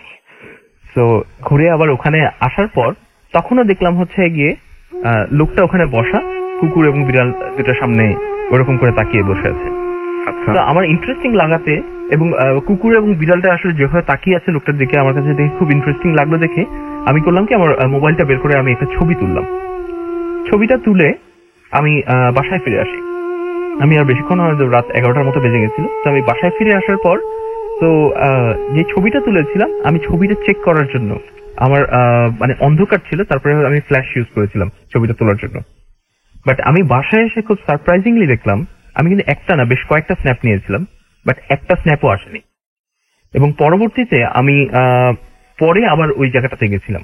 ওই জায়গাটাতে গিয়ে আমি আবার খুঁজেছিলাম যে ওইরকম কেউ বসে আছে কিনা, অথবা ওইরকম কুকুর বিড়াল ওরকম তাকিয়ে আছে কিনা, কিছু আছে কিনা, বাট ওইরকম কোনো কিছু নেই। এবং তারপরে আমি কিছু বেশ অনেকদিন পর জানতে পারি যে ওই রাস্তাটাতে, ওই পার্টিকুলার রাস্তাটাতে একজন কনস্ট্রাকশন ওয়ার্কার অ্যাক্সিডেন্টালি মারা গেছে। সো আই গেস, আমি ঠিক জানি না যে এইটা ওই লিঙ্ক আছে কিনা, ভাবে কোরিলেট করা যায় কিনা, বাট হচ্ছে কি আমার কাছে কেন জানি মনে হয়েছে যে ওই দিন আমি আসলে যাকে ওখানে ওইরকম করে বসে থাকতে দেখেছিলাম এবং কুকুর বিড়ালটা যার দিকে এরকম করে তাকিয়েছিল, সেটা হয়তো কোনো রক্ত মাংসের মানুষ নাও হতে পারে। হ্যাঁ, সত্যি। বিকজ হচ্ছে কি জায়গাটা খুবই নিরিবিলি ছিল, ওখানে সচরাচর কেউ বসে থাকার মতো না, যদিও বাংলাদেশের প্রচুর। সবচেয়ে বড় কথা যে এটা তো নাই, আর সবচেয়ে বড় কথা হচ্ছে আপনি যখন ছবিগুলো তুলেছেন বাসায় গিয়ে দেখলেন যে ছবিগুলো সারপ্রাইজিংলি একটা ছবিও নেই। সেটাই, এটা খুব অদ্ভুত। এবং মানে এমন না, এরপরেও আমি অনেক ছবি তুলেছি, আমার মোবাইলে মেমোরি কার্ড ফুল ছিল না, তো কোনো কারণে এমন হতে পারে না যে ওটা মিস হয়েছে। আমি বাসায় এসে যখন দেখেছি যে 4টা আমি স্ন্যাপ নিয়েছিলাম, একটাও নেই। তো এইটা আমি খুব রিসেন্টলি একটা জিনিস এক্সপেরিয়েন্স করেছেন, আরো নিশ্চয়ই আছে, সেগুলো আমরা একটু পরেই শুনবো। আসল ভাই, হ্যাঁ। আমার একটা ছোট্ট কথা বলা ছিল। please. আজকে রেডিও ফুর্তি জন্মদিনের সাথে সাথে আরেকটা ছোট্ট জিনিস আছে। আমাদের আরেকজন অতি প্রিয় মানুষের জন্মদিন আজকে, সেটা হচ্ছে আমাদের রেডিও ফুর্তি চিটং এর যে আরজে রিগান, তারও আজকে জন্মদিন। So happy birthday Rigan, I hope he exactly. So আশা করছি শুনছে এই মুহূর্তে। আমি যত জানি রিগান আমার মতন একটু একটু ভয় পায়। রিগান আমি ভয় পাই, আমার মনে হয় বেশ অকপটে স্বীকার করছি, আপনি অকপটে স্বীকার করছি যে আমি ভূত ভয় পাই। সেটাই সবচেয়ে ভালো কথা হচ্ছে রিগানের জন্মদিনে রিগান রেডিও ফুর্তির কেক পাবে কালকে আপনার কাছ থেকে। রাসেল ভাই, আপনি কোনো একদিন কোনো একটা ভূতের ইন্টারভিউ দিয়েন, ওরাও বলবে আমরা অপুকে দেখে ভয় পাই। অপু, এই জিনিসটা থাকবে তোর আমার মধ্যে। আমি ছোট আরেকটা জিনিস বলতে চাচ্ছিলাম। সাব্বির কিছুক্ষণ আগে একটা গল্প বললো, থ্যাংক গড যে গল্পটাতে ডিভাইসটা ছিল ওর মোবাইল ফোন। হ্যাঁ, যারা জানে না তাদেরকে বলে দিয়েছি, সাব্বির শুধু আমার কলিগই না, আমার ছোটবেলার বন্ধু। ওর সাথে ছোটবেলা থেকে বড় হয়েছি আমরা। আমাদের বিভিন্ন সময় বিভিন্ন কাজে বন্ধুদের ও হচ্ছে আমাদের মধ্যে বন্ধুদের মধ্যে সেই মানুষটা যে কিনা একটু ফটোগ্রাফির শখ রাখে। আচ্ছা আচ্ছা, বাল্যকাল থেকে। আচ্ছা, তো যখনই আচ্ছা, I am really sorry, this is Bhoot FM, I am not suppose to tell any funny jokes, but the type of person I have to actually. So সাব্বিরের যেই জিনিসটা করার কথা সেটা হচ্ছে ও সবসময় ছবি তোলার কথা। আমাদের বন্ধুদের মধ্যে কোনো পার্টি, কোনো concert, I use to have a band call Triloy. হ্যাঁ আমি জানি, আমরা সবাই জানি। এক্স্যাক্টলি, এই ত্রিলয়ের জীবনের প্রথম কনসার্টটা এটা হবার কথা ছিল একটা যে কোনো জায়গায়, ভেন্যুতে প্রথম কনসার্ট হবে। তো সেই কনসার্টের জন্য আমাদের পোস্টারে ছবি দেওয়ার জন্য একটা ফটো সেশন করার কথা। তখন ধানমন্ডি 32 নম্বরের লেকটা নতুন করে রিনোভেট করা হচ্ছে মাত্র। তো এখন যেসব জায়গাগুলো দেখছেন এগুলো তখন হাফ কমপ্লিট। সো বেশ একটা রিঙ্গো নামে একজন মিউজিক ভিডিও বানাতেন, ওনার মিউজিক সবকিছু আগুনের মতো। হ্যাঁ, যে ব্যাপারটা, তো ওই ধানমন্ডি লেকের অবস্থাটা কিছুটা ওইরকম, রিঙ্গোর মিউজিক ভিডিওর মতন। আচ্ছা, সাব্বিরকে আমরা অফিসিয়ালি বললাম যে Sabbir, by the way, he was official manager of Thiloy. তো ওরা বললাম যে ছবি তো লাগবে না, আমি তুলে দিচ্ছি। ও প্রফেশনাল ক্যামেরা নিয়ে আসলো, ওর মামার ছিল, মেবি তোর মামার ছিল না, ওইটা আমারই ছিল। ওই ক্যামেরা আসলো এবং সে রিল, তখন তো ডিজিটাল ক্যামেরা ছিল না, ফিল্মের ক্যামেরা, তো সেখানে 36টা ম্যাক্সিমাম স্ন্যাপ হয়। তো সে ছবি তুলছে, ওদিকে লাইটের সমস্যা, সন্ধ্যা হয়ে যাচ্ছে, আমাদের হাতে সময় নেই।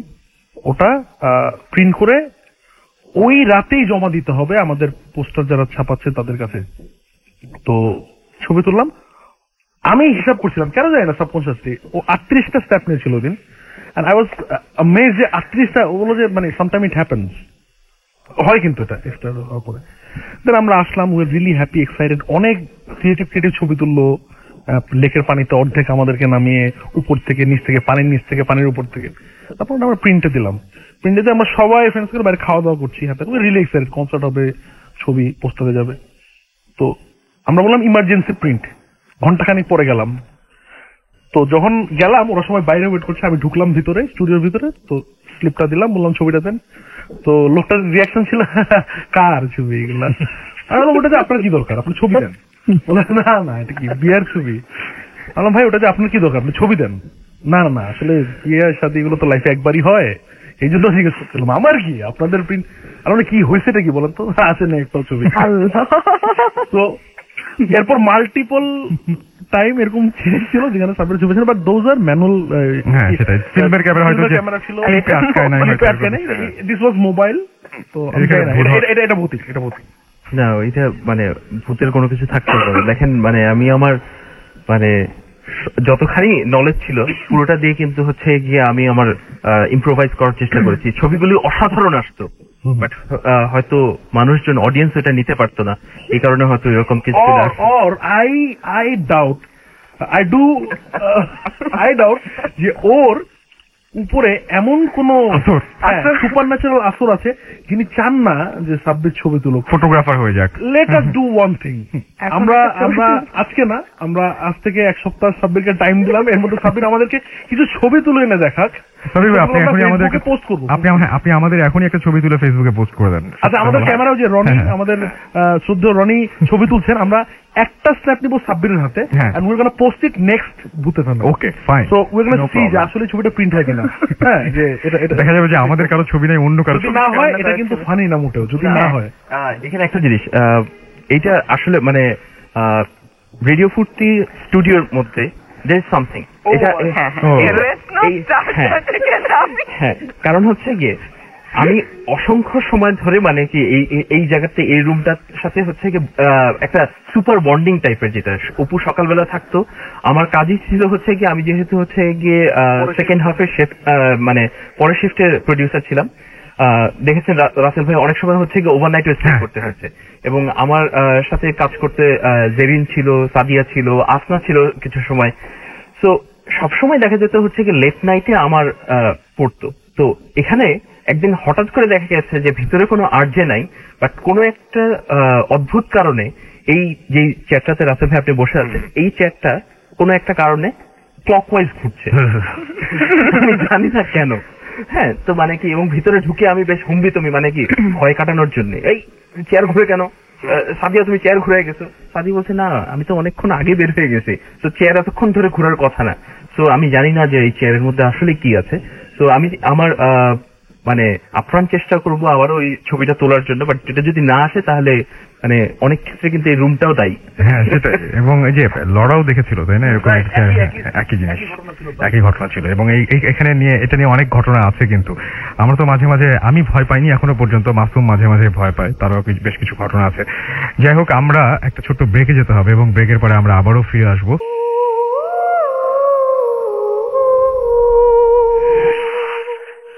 শুনছেন সবসময় রেডিও ফুর্তি, চলছে ভূত এফএম হন্টেড বাই এয়ারটেল। আমি রাসেল আছির সাথে, আমার সাথে রয়েছে মাসুম। আমাদের সাথে আজকে এখানে উপস্থিত আছেন অপু ভাই, আছেন আমাদের সাথে সাবির ভাই এবং আসনা। আসনা মানে কিছুক্ষণের মধ্যে যেতে হবে, চলে যেতে হবে, মানে অলরেডি অনেক বেশি ভয় পেয়ে গেছি, তো রাতে ঘুমানোর টেনশন হচ্ছে।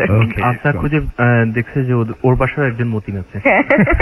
I have to go and check on him. Good Matin না bad মতিন। ওকে, সো আসনা আজকের মতো এখানে আপনাকে টাটা করছি এবং আশা করছি যে আবারও নেক্সট ইয়ার আমরা একসাথে আবার, hopefully. Thank you so much Rasel ভাই, ইনশাআল্লাহ দেখা হবে খুব দ্রুত, আবারও দেখা হবে।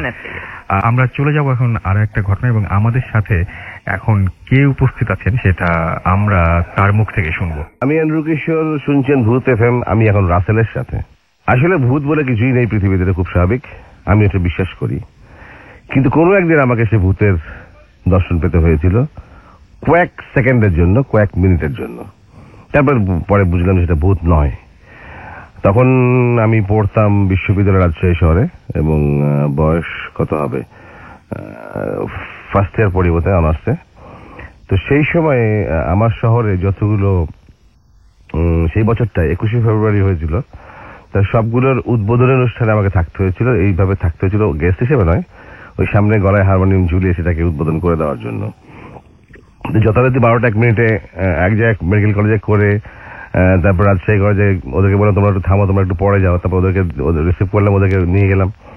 এইভাবে 2-3টে জায়গায় সেরে আমি যখন ফিরছি, তখন আমি আমার শহরে, আমি খুব সাইকেল চালাতাম, আমার একটা সাইকেল ছিল, তখন বোধ হয় রাত 2:30 কিংবা 3টে বাজে, এরকম হবে সময়। যাই হোক, একদম রাজশাহী শহর এমনিতে খুব শান্ত শহর। তো ওই সময় যেহেতু আমাদের পার্টটা একটু শহরের এক পাশে, একটা মিশন হসপিটালের সামনে, আমার এখন মনে আছে ভালো করে, খুব স্মৃতিটা মনে পড়ে, কারণ ভূত প্রথম দেখেছি জীবনে, একবারই দেখেছি, সেই জন্য। তা আমি সাইকেল চালাচ্ছি, যাচ্ছি, আমার বাসার থেকে হার্ডলি 3 মিনিটের মানে সাইকেল ড্রাইভ। কিন্তু আমি দেখছি যে আমার সামনে দূরের থেকে একটা 8-10 ফিট হাইটের একজন মানুষ হেঁটে আসছে, এবং সাদা ধবধবে।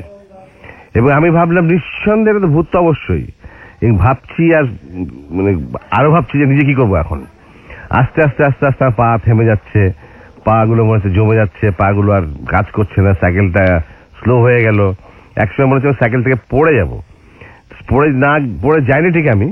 তো যখন সে চলেই আসছে, সে থামছে না, সে 8-10-12 ফিট হাইটের লোকটি হেঁটে চলে আসে সামনে, তখন আমি যখন দাঁড়ালাম, তখন দাঁড়িয়ে গেলাম, মানে থেমে গেলাম, আস্তে কাজ হয়ে গেলাম, পাটা নিচে নেমে গেল। এবং আমি তখন ভাবছি কাঁপছে আগে হাত পা আমার।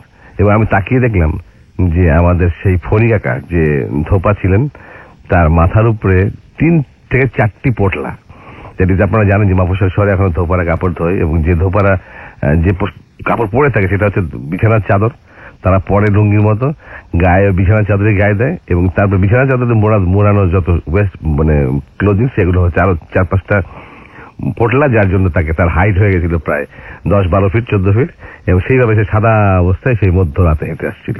তো এই জীবনে প্রথম ভূত দেখা এবং শেষ ভূত দেখা, এবং ভূত দেখে ভয় অস্থির হয়ে যাওয়া, এবং তারপরে বুঝলাম যে আসলে ভূত বলে কিছু নেই, সবার জীবনের মধ্যে এইভাবে ভূত মানুষ দেখে। থ্যাংক ইউ, ভালো থাকবেন, সবাইকে অনেক অনেক শুভেচ্ছা, ধন্যবাদ। লাস্টের কথাটা না বললে মনে হয় ভালো ছিল। লাস্টের কথাটা না বলে ভালো ছিল।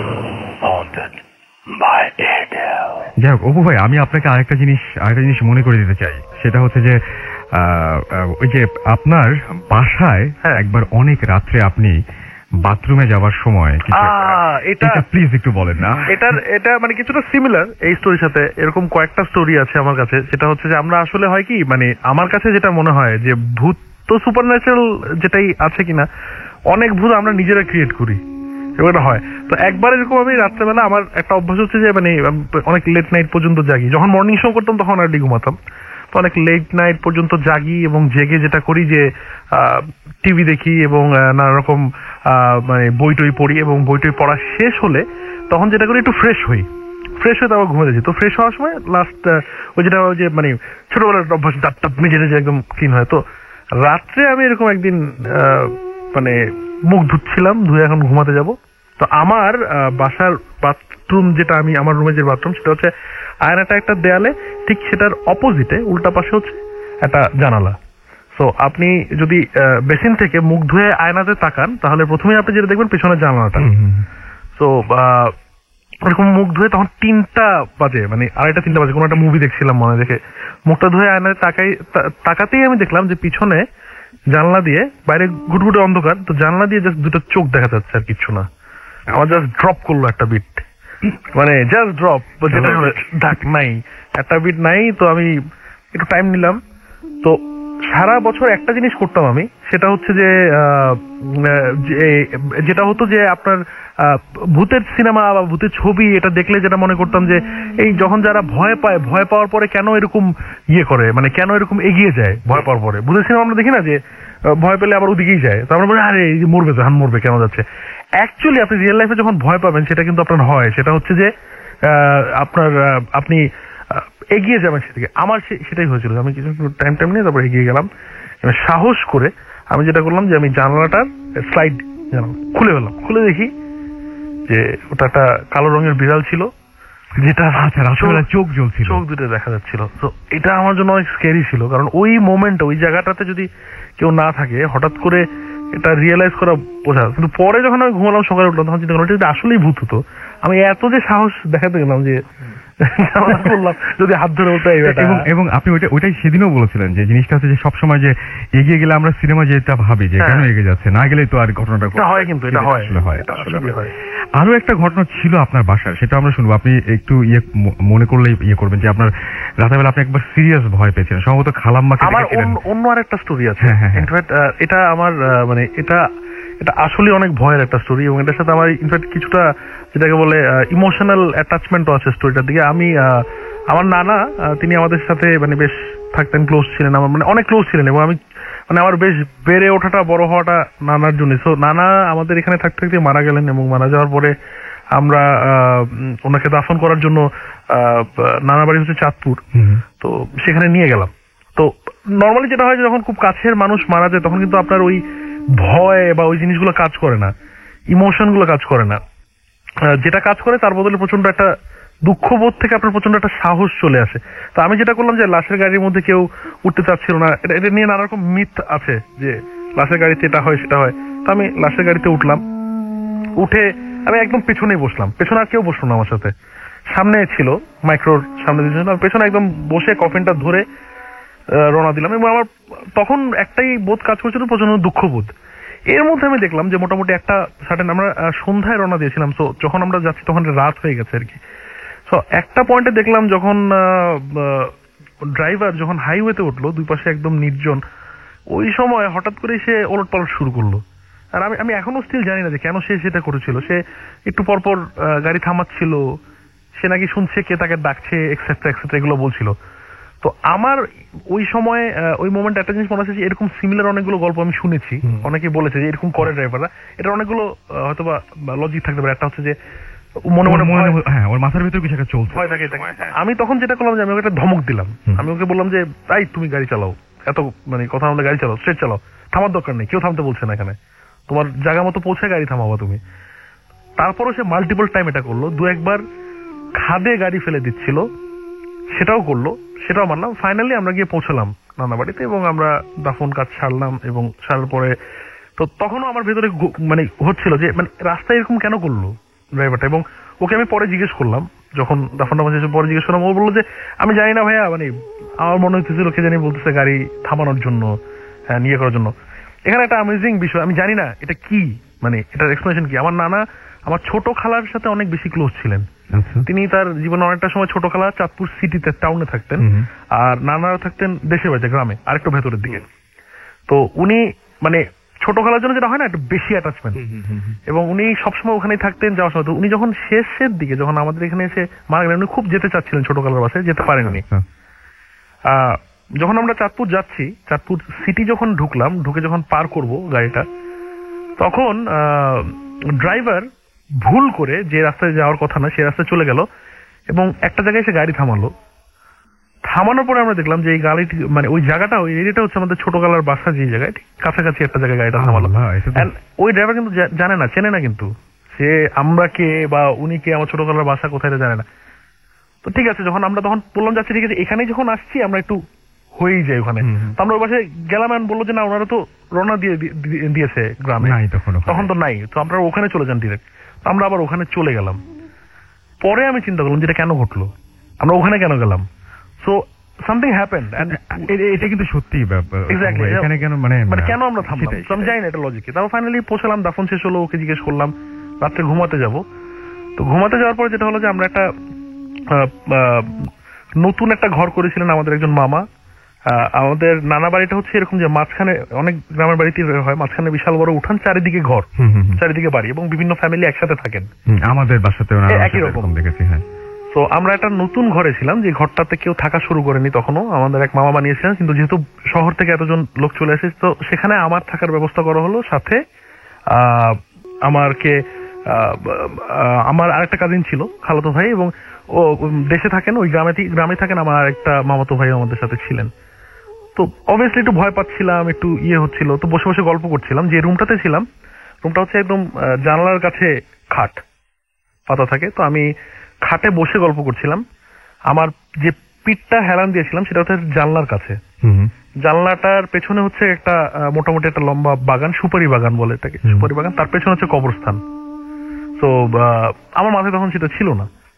তো আমি হেলান দিয়ে বসে আছি, কথা বলছি, এবং ঠিক আমার সামনে ফেস করে আমার দুই কাজিন বসে আছে, গল্প করছি। তো কিছু না, প্রচন্ড গরমের সময়, মানে ওই যেটাকে বলে যে একটা গাছের পাতাও নড়ছে না। আমার স্পষ্ট মনে আছে যে আমার পেছনে জানালাটা বন্ধ, এটা কেউ মানে একদম ছিটকানি টিটকানি লাগানো হয়। রাতের একটা পর্যায়ে হঠাৎ করে ঠাস করে খুলে গেল জানলাটা, একা একা। অ্যান্ড আমার সামনে যে কাজিনটা ছিল, ওরা মোটামুটি ভয় পেয়ে গেল। তো আমি ভয় আর পেছনে তাকাচ্ছি না। আমি ওদেরকে বললাম যে কি হচ্ছে, পেছনে কি হচ্ছে? তোরা বললো যে না কিছুই না, ভয়ের কিছু নাই। তার পেছনে তাকালাম, দেখলাম যে খোলা জানলাটা, কিছুই না। তো আমি বন্ধ করলাম, নিজেই বন্ধ করলাম। বন্ধ করে আমি শুতে গেলাম, পাশে ছিলাম। তো যেহেতু একটু ভয় পেয়েছিলাম, আমি মাঝখানে শুনলাম। আমার দুই কাজিনকে দুই পাশে দিলাম, হারিকেন জ্বালানো ছিল। আবারও মেনশন করছি যে অনেক গরম ছিল, বাতাস ছিল না কোনো। সো হারিকেন তো থাকে একটা চিমনির ভেতরে, হারিকেন জ্বালানো সবকিছু।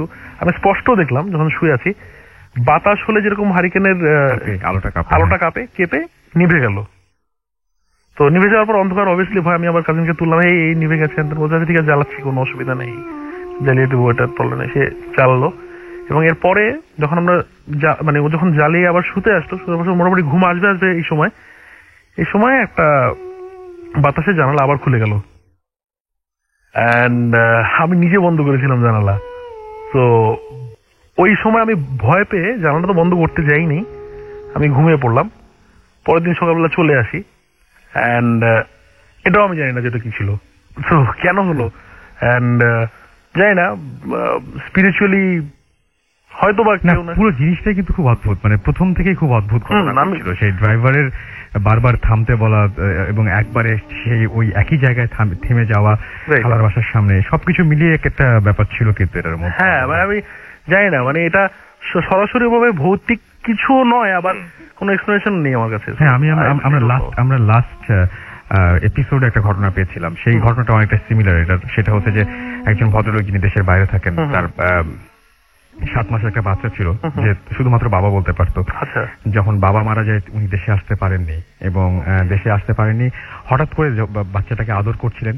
উনি দেশের বাইরে ছিলেন, ওখানে বসে বসে বাসার সামনে লনে বসে বসে বাচ্চাটাকে আদর করছিলেন। এই সময় হঠাৎ করে উনি দেখলেন যে বাচ্চাটা হাত দিয়ে একদিকে দেখাচ্ছে আর বলছে, মানে বাচ্চারা কারো কোলে যেতে চাইলে বা কোনো দিকে যেতে চাইলে যেভাবে বলে সেভাবে বলছে দাদা দাদা দাদা। এটা আমরা লাস্ট এপিসোডে এবং উনি বলছিলেন যে আমার ইচ্ছা থাকা সত্ত্বেও আমি আমার বাচ্চাটাকে দেখাতে পারিনি, বাবা মারা যাওয়ার পরে আমার বাবাই কি এসে দেখে গেলেন কিনা আমি জানি না। এবং এই যে এই জিনিসটা না অনেকটা সিমিলার লাগলো আমার কাছে। এরকম হতে পারে, অনেক কিছুই হয়, হতে পারে, আমি জানি না। আমি আই এম শিওর সাব্বির এটার সাথে একমত হবে যে এরকম কিছু কিন্তু ব্যাপার আছে। মানে ডেফিনেটলি আমার কাছে মনে হয় কি, মানে ভয়ের থেকে আমি অত ভীতু না, আমি অনেক সাহস দেখাই, বাট হয়তো ভেতরে ভেতরে ভীতু। সাহসটা দেখাই আমি হচ্ছে কি অনেক কিছু, আপনার ভূত এফএম এর অনেক ঘটনা শুনেও আমি রাতের বেলা শুয়ে শুয়ে অনেক ক্ষেত্রে লজিক দ্বারা করানোর চেষ্টা করি। অসংখ্যবার এটা হয়েছে রাসেল ভাই যে আপনার কোনো একজন গেস্ট আসছে, কোনো একটা জিনিস বলছে, আমি বিভিন্ন অ্যাঙ্গেলে দেখে লজিক দ্বারা করানোর চেষ্টা করি। যেমন অপু সুমন ভাইয়ের সাথে যেই কথাটা বললো যে রুম গরম হয়ে যাচ্ছে, হয়ে যাচ্ছে, এইটা কোনো কারণে অনেক সময় আমাদের এরকম সাফোকেটিং লাগে, হ্যালুসিনেশন হয় অনেক ক্ষেত্রে। অপু যেটা বললো যে অনেক রাতে ঘুমাতে যাওয়ার কারণে যেখানে হয় যে একটু কেমিক্যাল ইমব্যালেন্স হলে হচ্ছে কি আমরা অসংখ্য জিনিস দেখতে পাই আশেপাশে। কিন্তু কিছু কিছু জিনিস হচ্ছে গিয়ে আবার লজিক ইমপ্লাই করেও কিন্তু কোনো অ্যান্সার পাওয়া যায় না একদম। তো আমার যে কুইক দুইটা গল্প বলবো না, মানে এটা আমি নিজে এক্সপিরিয়েন্স করেছি। অফিসের কাজে আমি ঢাকার বাইরে গেছিলাম, তো যেই জায়গাটাতে গেছিলাম ওখানে ওইরকম প্রপার কোনো হোটেল ছিল না। তো আমাকে একটা গেস্ট হাউসে, কোম্পানির গেস্ট হাউসে থাকতে হয়। তো সেখানে যাওয়ার পর আমি হচ্ছে কি সারাদিন অফিসের কাজেই বাইরে ছিলাম। সন্ধ্যায় শেষ করে যখন আসলাম, খুব টায়ার্ড ছিলাম আমি, বেশ রাতের দিকে আসলাম, প্রায় 8টা 8:30। আর একটু যখন আপনি ঢাকার বাইরে একটু আউটস্কার্ট অথবা হচ্ছে গিয়ে শহরের বাইরে মফস্বল টাইপের জায়গায় কিন্তু খুব তাড়াতাড়ি অন্ধকার হয়ে যায়, খুব তাড়াতাড়ি রাত হয়ে যায়। তো আমি ডিনার করার পর আমি মানে এত টায়ার্ড ছিলাম, আগে ডিনার করে তারপরে আমার রুমে যাই। তো রুমে গিয়ে আমি ফ্রেশন আপ হওয়ার সময় তো আমি যখন ওয়াশরুমে ঢুকি, ওয়াশরুমে একটা ব্রাশ দেখতে পাই। তো ব্রাশটা দেখতে পেয়ে আমার একটু খটকা লাগে যে এই রুমটা তো আমার জন্য আসলে অ্যালোকেটেড, বাট হচ্ছে কি এখানে অন্য কেউ কি আছে কিনা। তো আমি ওই রিসেপশনে আবার পরে ফোন করি। ওখানে যে আসলে রিসেপশন না, বেসিক্যালি ও কেয়ারটেকার যে কোঅর্ডিনেটর ছিল তাকে আমি ফোন করি যে এখানে কি অন্য কেউ আছে কিনা। বলে যে না তো স্যার, এখানে তো কেউ নেই। তো আমি বললাম যে না, আমি ওয়াশরুমে একটা ব্রাশ দেখতে পাই, এটা কার? তো বলে যে স্যার আমি এখনই একজনকে পাঠাচ্ছি। তো ইমিডিয়েট সে একজনকে পাঠানোর পরপরই আমি উপরে যাই। আমি নিচে নেমে আসছিলাম, বেসিক্যালি ওই ইন্টারকম কাজ করছিলাম। আমি নিচে বললাম যে আমার রুমে কি কেউ ছিল, যে স্যার ব্রাশ একটা দেখতে পাচ্ছি। তো আমার জিনিসটা একটু ডিসকমফোর্ট ফিল করছিলাম আমি। তো বললো যে না স্যার, এরকম তো কিছু থাকার কথা না। তো আমি ওই ম্যানেজার প্লাস হচ্ছে গিয়ে আরেকজন যে দেখাশোনা করার ছেলে ছিল তার সাথে উপরে গেলাম। উপরে গিয়ে আবারও আমি যখন বাথরুমে ঢুকলাম, আমি যে গ্লাসটার মধ্যে কিছুক্ষণ আগে একটা ব্রাশ দেখতে পেয়েছিলাম সেখানে কোনো ব্রাশ দেখতে পাইনি। পরবর্তীতে পরের দিন সকালবেলা আমি যেহেতু টায়ার্ড ছিলাম, এই জিনিসটা নিয়ে ঘাটাঘাটি করিনি, মানে it might be my hallucination or something, but আমি পুরো জিনিসটা ভোলার চেষ্টা করলাম। রাত্রিবেলা খুব ভালো ঘুম হয়েছে আমার। সকালবেলা উঠে চা খেতে আমি ম্যানেজারের রুমে বসি। ম্যানেজারের রুমে মানে ওনার সাথে কথা হচ্ছিল আর কি, সামনে যে বারান্দা ছিল, বারান্দাতে বসে চা খাচ্ছি, কথা বলছি। তো তখন আমাকে ম্যানেজার বলছে যে স্যার এই রুমটা আসলে মানে আমাদের অন্য রুমগুলি সব অকুপাইড, আপনাকে অন্য কোনো রুমে আসলে দিতে পারিনি, বাট এই রুমটাতে কিছুদিন আগে আমাদেরই অফিস আর কলিগ, উনি ওই রুমটাতে স্ট্রোক করে মারা যান। Oh my God, তো এখন সবকিছু মিলে যাচ্ছে আসলে। তো মানে উনি স্যার এই রুমে ছিল। তারপরে থেকে হচ্ছে গিয়ে আমরা আসলে আমাদের কাছে করার কিছু ছিল না, কারণ অফিস থেকে রিকুইজিশন দেওয়া হয়েছে আপনার জন্য এই রুমটা আসলে আমরা পেয়েছি, বাট স্যার মানে কোনো সমস্যা হলে আমাকে বলে। তো যেহেতু হচ্ছে গিয়ে ওই দিন রাতেই আমার ব্যাক করার কথা ছিল, ওই আরেকটা নাইট আমি স্টে করতাম না, সো মোটামুটি আমি একটু রিলিফ ফিল করলাম। বিকজ সবসময় থাকে না একটা অস্বস্তি বোধ কিন্তু আপনার মধ্যে থেকে থাকে, যে আপনি যদি এরকম কোনো কিছু জানেন, কারণ প্রথম রাতে কিন্তু আমি কোনো ঘটনা সম্বন্ধে অ্যাওয়্যার ছিলাম না, আমি খুব ভালো ঘুম হয়েছে, বাট আই এম শিওর যে আমি নেক্সট দিন মতো ঘুমাতে পারতাম না। একদম এটা হতো।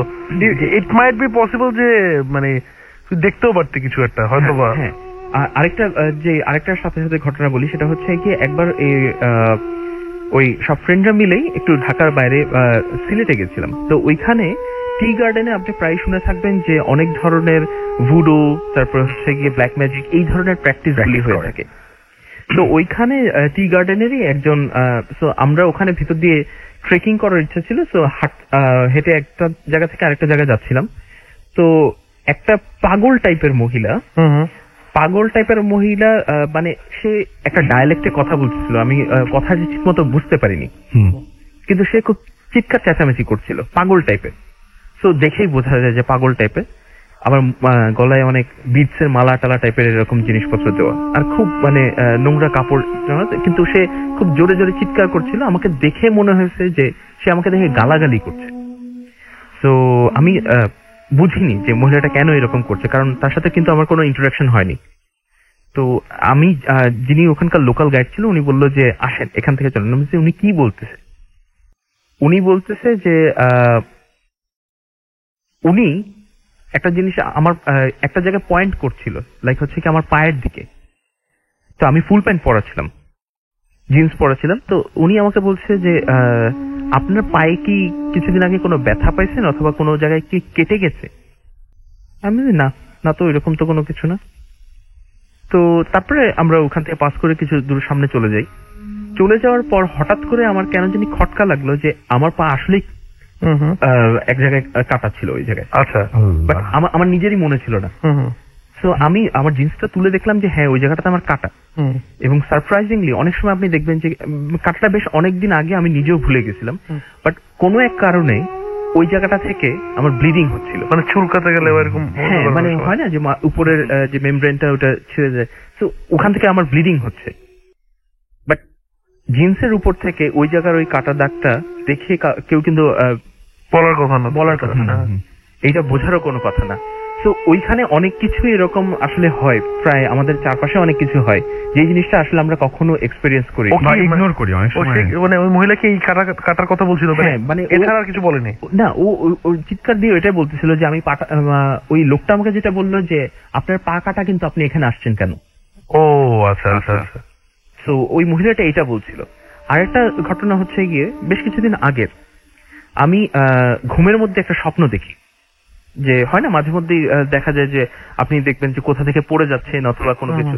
তো আমি ঘুমের মধ্যে স্বপ্নটা দেখেছি যে আমি রাস্তায় বের হয়েছি, বাট কোনো এক কারণে আমার গাড়িতে কাউকে একজনকে আমি মানে কি অ্যাক্সিডেন্ট হয়েছে একটা, এবং the guy was died at spot. Okay. তো এইটা যখনই হলো, মানে কি আমার মধ্যে একটা অস্বস্তি, আমার ঘুম ভেঙে যায়। এবং একটা রিক্সাওয়ালা টাইপের কেউ একজন ছিল, কিন্তু আমি দেখেছি যে আমার গাড়িতে লাগার পরে উনি ছিটকে পড়ে যায়, বাট অন্য একটা গাড়ি ওনার উপর দিয়ে চলে যায়, লোকটা মারা যায়।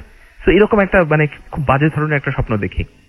তো ওইটা দেখার পর আমার ঘুমটা ভেঙে যায়। তো আমি পানি টানি খেয়ে আবার শুয়ে পড়ি। এবং কিন্তু আমি যখন পুরো স্বপ্নটার ডিউরেশনটা আসলে খুব অল্প হয়, অনেকক্ষণ ধরে আমি দেখছি, এবং আমি পুরো সময়টাতে পুরো জিনিসটা দেখছি যে পুরো জিনিসটাতে পুলিশ আসলো, দেন হচ্ছে হসপিটালে নিয়ে যাওয়া হলো, আমি চেষ্টা করছি আসলে ওনাকে বাঁচানোর, বাট কোনো কারণে বাঁচাতে পারলাম না। তারপরে ওকে দাফন করতে পর্যন্ত নিয়ে যাওয়া হলো। তো অনেক ঘটনার পুরো একটা সময় কি আমার ঘুম ভেঙে যাওয়াতে আমি অস্বস্তি ফিল করলাম। তারপরে দেন আমি আবার অনেকক্ষণ পর ঘুমাতে গেলাম। তো ওই রাতে আর ঠিক মতো ঘুম হয়নি। পরের দিন এরকম ফ্রাইডে ছিল আর কি, পরের দিন শুক্রবারের নামাজের পর আমি গুলশানের মসজিদ থেকে নামাজ পড়ে বের হয়ে বাসার দিকে ফিরবো। তো তখন আমি একটা রিক্সা ভাড়া করতে, এবং রাসেল ভাই সারপ্রাইজিংলি, আমি জানি না এটা কোইন্সিডেন্ট হতে পারে অথবা আমার ব্যাক অফ মাইন্ড ওই রকমই চিন্তা করার কারণে কিনা, আমি দেখতে পেলাম আমি যে রিক্সাওয়ালাটার সাথে মিসহ্যাপটা হয়েছিল সেই রিক্সাওয়ালাটাই আমাকে বাসায় পৌঁছে দিল। ভয়াবহ। এবং মানে he was wearing the same thing, like ওই কালারের চেক লুঙ্গি, তারপরে হচ্ছে কি একটু অরেঞ্জ কালারের একটা ফতুয়া টাইপের দাঁড়িয়ে আছে, এবং হচ্ছে কি আমি খুব মানে অবাক হয়েছি লোকটা। আমি আপনার ওই সময়ের অবস্থাটা পুরো বুঝতে পারছি। হ্যাঁ, মানে আমি সত্যি কথা বলতে হচ্ছে কি ওকে দেখা থেকে বাসায় পৌঁছানো পর্যন্ত পুরো সময়টাতে ঘোরের মধ্যে ছিলেন। ঘোরের মধ্যে ছিলাম। আমি ওর সাথে কোনো ধরনের ইন্টারাকশন করিনি, আমি ওর সাথে কোনো ভাড়া নিয়ে কথা বলিনি, কোনো কিছু বলিনি। এবং আমার এখন ঠিকমতো মনে পড়ছে না যে আমি তাকে প্রপার ওয়েতে বলেছিলাম কিনা যে আমি কোথায় যাব। তাহলে তো সে না জেনে আপনাকে হয়তো ঠিক জায়গা মতো পৌঁছে দিয়েছেন। আমি ওই জায়গাটাতে রিকল করতে পারি না, এবং এটা আমি পরবর্তীতে অনেকবার চেষ্টা করেছি নিজেকে আসলে ডিফেন্ড করার, লজিক দিয়ে মানে পুরো বোঝানোর, বাট আনফরচুনেটলি আমি পারিনি। হয়তো এটা আমার মানে কোন একটা হ্যালুসিনেশন হতে পারে। এটা কিন্তু দারুণ ছিল এই জিনিসটা, এই ঘটনাটা আসলে খুব এটা মানে ঘটনাটা দারুণ ছিল হয়তো ফর দ্য লিসনার, বাট আমি দেখতে পাচ্ছি যে গুজবাম্প, সিরিয়াসলি মানে I can see the goosebump, seriously you can see the goosebump. মানে পুরো ব্যাপারটা খুব একটা মানে সুখকর ছিল না আমার জন্য। And you know what, this is why I don't listen to Bhoot FM. আমি আজকে রাতে ঘুমাবো কিভাবে?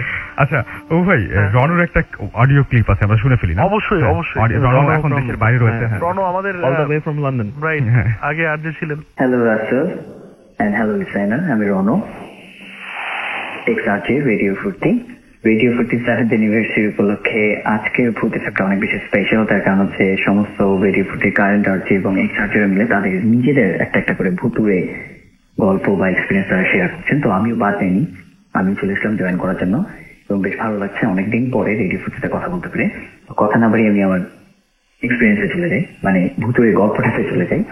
2011 এপ্রিলের থেকে আমি যখন প্রথম লন্ডনে আসি, তখন এসে আমি প্রথম 2 মাসের মতো আমার একটা ফ্রেন্ডের সাথে ছিলাম। তারপর আমি আমার নিজের জন্য একটা বাসা খুঁজে বের করার চেষ্টা করি, এবং আমার সাথে আমার আরো 2টো ফ্রেন্ড ছিল যারা কিনা আমার সাথে একই বাসা উঠতে চেয়েছিল। তো আমরা খুঁজতে খুঁজতে ইস্ট লন্ডনের ইস্ট হ্যাম নামে একটা জায়গায় বেশ চমৎকার একটা বাসা পেয়ে যাই। ইস্ট হ্যাম এরিয়াটা অ্যাকচুয়ালি অনেক বেশি ক্রাউডেড, কিন্তু আমাদের বাসাটা খুব চমৎকার একটা লোকেশনে ছিল, বেশ নিরিবিলি একটা লোকেশন, এবং দুতলা একটা বিল্ডিং যেখানে কিনা 2টো ফ্ল্যাট উপরে নিচে। তো আমরা নিচের ফ্ল্যাটটা চুজ করি, বেশ চমৎকার একটা ফ্ল্যাট ছিল। ওই ফ্ল্যাটে টোটাল 3টা বেডরুম ছিল, একটা চমৎকার সিটিং রুম ছিল, চমৎকার একটা কিচেন এবং বাথরুম ছিল, এবং বেশ বড়সড় একটা ব্যাকইয়ার্ড ছিল। এই কারণে বাসাটা আমার অনেক বেশি পছন্দ হয়। এবং সবচেয়ে সারপ্রাইজিং যে ব্যাপারটা, এই ধরনের বাসা আমরা মাত্র 450 পাউন্ডে বাসাটা পেয়ে যাই, যা কিনা অ্যাকচুয়ালি হওয়ার কথা ছিল 800 থেকে 1000 পাউন্ড। আমরা অনেক বেশি খুশি হয়ে যাই, যদি অবাক হয়েছিলাম যে এত কমে কিভাবে পাচ্ছি, কিন্তু পরে এটা নিয়ে আর বেশি চিন্তা ভাবনা করিনি, আফটার সেই হচ্ছে। তো আমরা বাসাতে চলে আসি। বলে রাখা ভালো যে বাসা, লন্ডনের বেশিরভাগ বাসাগুলোর দেয়াল এত বেশি পাতলা হয় যে আশপাশের বাসা থেকে একটু জোরে শব্দ হলেই কিন্তু শব্দ শোনা যেত, বা পাশের রুমের শব্দ বেশ পরিষ্কার শোনা যেত। এখানে প্রথম দিকে যখন থাকতাম আমি আমার রুমে, রাতের বেলা টুকটাক শব্দ পেতাম, করিডোরে হাঁটাহাঁটি শব্দ পেতাম, অথবা কিচেনে টুকটাক শব্দ পেতাম। তো আমি ভাবতাম যে আমার যারা হাউসমেট ছিল, আমার যারা ফ্রেন্ডরা বাকি 2জন, তারাই হয়তো বা রাতে উঠতো, টয়লেটে যেত, অথবা কিচেনে খাওয়া দাওয়ার কিছু একটা ব্যবস্থা করতো, বা কিছু না কিছু একটা, খুব একটা বেশি পাত্তা দেয়নি। তো কিছুদিন পরে যেটা হয় যে প্রায় মাসখানেক পরে গিয়ে আমার একটা ফ্রেন্ড সে বললো যে সে আর এই বাসায় থাকবে না, এবং সে সরাসরি বাংলাদেশে চলে যাচ্ছে, ফিরে যাচ্ছে, এবং জাস্ট উইদিন 3 days সেটা ফ্লাইট কনফার্ম করে এবং বাংলাদেশে চলে যায়। এবং এরপর থেকে তার সাথে আসলে আমার আর কখনোই কথা হয়নি, কখনোই যোগাযোগ হয়নি। আর আমার দ্বিতীয় যে ফ্রেন্ডটা ছিল, সেও প্রায় 3 মাস থাকার পরে সে বলছে সেও থাকবে না, সেও চলে যাবে, এবং সে আমাকে ছেড়ে চলে যায়। তো সবশেষে আমি একা রয়ে যাই বাসাটায়, এবং একা যখন আমি থাকতাম তখনই আমি কিছু কিছু জিনিস আস্তে আস্তে ফিগার আউট করা শুরু করি, যেটা কিনা আমার মূল কাহিনী আজকে রাতে। তো প্রথম দিকে যখন আমরা ওই বাসাটায় উঠতাম, মধ্যরাতের পরে আমরা খুব চমৎকার কোরআন শরীফ তেলাওয়াতের শব্দ পেতাম, কেউ একজন কোরআন তেলাওয়াত করছেন। প্রথমে বুঝতে পারিনি যেটা কে করছেন, পরে আমরা জানতে পারি 2-4 দিন পরে যে আমাদের ঠিক উপরে ফ্ল্যাটে একজন আলবেনিয়ান মুসলমান থাকতেন, তিনি মোস্টলি রাতে 12টার পরেই কোরআন তেলাওয়াত করতেন। তো আমরা 3জনই মোটামুটি আওয়াজ পেতাম, তিনি বেশ উচ্চ স্বরেই কোরআন তেলাওয়াত করতেন, এবং রাতে আমরা বিভিন্ন ধরনের শব্দ পেতাম। তো আমরা ধরে নিয়েছিলাম যে আসলে আমাদেরই মধ্যে কেউ একজন ঘুম থেকে উঠছে, টয়লেটে যাচ্ছে, অথবা কিচেনে গিয়ে খাবার দাবার রেডি করছে, এরকম কিছু একটা। আমরা খুব একটা বেশি পাত্তা দিই। এবং আরেকটি ঘটনা প্রায় সময় ঘটতো, আমাদের জানালাগুলো এবং দরজাগুলো আমরা সবসময় ভেতর থেকে বন্ধ করে রাতে ঘুমোতে যেতাম, কিন্তু সারপ্রাইজিংলি প্রতিদিন সকালবেলা উঠেই আমরা কোনো না কোনো জানালা অথবা দরজা সবসময় খোলা পেতাম। তো আমরা একজন আরেকজনের সাথে চিৎকার চেঁচামেচি করতাম যে কেন দরজা অথবা জানালা ভালো করে লক করা হয় না, কেউ একজন আমরা খুলে রেখে হয়তো বা মনের খুলে ঘুমোতে চলে যেতাম। কিন্তু সবাই না আমরা অস্বীকার করতাম যে আমি এই কাজটি করিনি। তো ফাইনালি কে করতে এটা নিয়ে আমরা কোনো ধরনের ঝগড়াঝাটিতে যেতাম না, আমরা ধরে নিতাম যে আমাদের মধ্যে কেউ একজন করেছিলাম, বাট আমরা এটা স্বীকার করতাম না। যাই হোক, এভাবে বেশ কিছুদিন যাওয়ার পর যখন আমি একা হয়ে যাই বাসাটায়, একদিন ওই আলবেনিয়ান ভদ্রলোকের সাথে আমার দেখা হয়ে যায় এবং তিনি কথায় কথায় আমাকে জিজ্ঞেস করলেন যে আমি কি এই বাসাটায় একা থাকি কিনা। আমি তাকে উত্তর বললাম হ্যাঁ আমি একাই থাকি, আমার ফ্রেন্ডরা তারা অলরেডি চলে গেছে, একজন বাংলাদেশে ফিরে গেছে আর একজন লন্ডনে আছে, বাট অন্য একটা এরিয়ায়। তো ওটা খুব অবাক হয়ে আমার দিকে তাকালো এবং সে বললো তুমি কি অন্ধ নাকি তুমি কানে শোনো না? আমি তাকে জিজ্ঞেস করলাম যে কেন, খুব অবাক হয়েছিলাম আমি। সে তখন বলেছে কিছু না, মে আল্লাহ সেভ ইউ, এই কথা বলে সে অদ্ভুত ভাবে হেঁটে চলে যায়। আমি তখন বুঝতে পারিনি, ওই লোকটা যখন ওই কথাটা বলে তার 2-3 দিন পর থেকে আমি লক্ষ্য করা শুরু করলাম যে কেউ একজন মধ্যরাতের পরে যখন ওই ভদ্রলোক কোরআন তেলাওয়াত বন্ধ করে ঘুমোতে চলে যেতেন, তারপরে আমি মাঝে মাঝে আমার মনে হতো আমি ঘুমের মাঝে শব্দ পাচ্ছি, কেউ যেন আমার করিডোর দিয়ে হেঁটে যাচ্ছে, কিচেনে টুকটাক কিছুটা নড়াচড়া শব্দ হচ্ছে, আমি মনে হয় যেন কাপ প্লেটের আওয়াজ পাচ্ছি বা অ্যালুমিনিয়ামের জিনিসপত্রগুলো নাড়াচাড়া হচ্ছে। প্রথম আমি ভাবতাম হয়তো পাশের ফ্ল্যাটে কেউ করছে, যেহেতু দেয়াল অনেক বেশি পাতলা ওখান থেকে শব্দটা আসে, আমি ওগুলো পাত্তা দিতাম না। এবং পায়ের শব্দটাকে আমি মনে করতাম হয়তো বা উপরের ভদ্রলোকই হাঁটছেন এবং সেটা সব নিচে পর্যন্ত এসে পৌঁছাচ্ছে, যেহেতু রাতে চারদিকে অনেক চুপচাপ থাকে। আর আগে বলেছিলেন যে আমার বাসাটা অনেক নিরিবিলি এরিয়াতে ছিল। কিছুদিন যাওয়ার পর আমি হালকা কর্পূরের গন্ধ পেতে শুরু করলাম। ধীরে ধীরে গন্ধটা যেন আরো বাড়ছে, কিন্তু আমি কোনোভাবে বুঝতে পারতাম না যে কিভাবে এই গন্ধটা বাড়ছে। এবং কর্পূরের গন্ধ পাওয়া শুরু হওয়ার 3-4 দিন পর থেকে আমি আবিষ্কার করলাম যে জিনিসটা, এবং প্রথমবারের মতো অনেক বেশি ভয় পেলাম। সেটা হচ্ছে রাতে সমস্ত দরজা জানালা বন্ধ করে শোয়ার পরেও সকালে উঠে আমি দেখতাম যে জানালা খোলা। প্রথম দিন যখন দেখি আমি ভেবেছিলাম যে জানালার লকে কোনো প্রবলেম আছে, চোর এসেছিল বা কিছু একটা কেউ একজন বাইরে থেকে খোলার চেষ্টা করেছিল। তো আমি জাস্ট মেক শিওর করি যে আমি ভালোভাবে দরজা এবং জানালা বন্ধ করে শুয়েছি, এবং সেটা করার পরেও পরদিন যখন একই ঘটনা ঘটে তখন আমি আসলে ভয় পেয়ে যাই। এবং দিনে দিনে ওই কর্পূরের গন্ধটা যেন আরো বেশি প্রবল হচ্ছিল এবং হাঁটাহাঁটি শব্দ আরো বেশি বাড়ছিল। এবং সেই সাথে আমার মনে হচ্ছিল যে কিচেনের আওয়াজটা অ্যাকচুয়ালি সেটা আমারই কিচেনের আওয়াজ। আমি প্রচন্ড ভয় পেতাম রাতে, এবং বাধ্য হয়ে আমি তখন উঠে কম্পিউটারে সূরা ইয়াসিন চালিয়ে দিয়ে বসে থাকতাম। আমি এটা কারোর সাথে শেয়ার করতে পারছিলাম না, কেন সেটা আমি জানি না। এবং সেই সময় আমি আরেকটা জিনিস খেয়াল করলাম, এত ভয় পাচ্ছি আমি আমার বাসায় একা থাকতে, তারপর আমি বাসাটা ছাড়ছি না। এবং আমি যখন যেখানেই যাই না কেন সন্ধ্যা 7-8টার পর থেকে আমার আর বাইরে থাকতে ইচ্ছা করতো না, আমার খালি ইচ্ছে করতো আমি বাসায় চলে আসি, যদিও আমি জানি যে বাসায় ভয়ঙ্কর কিছু একটা আছে বা কিছু একটা হচ্ছে।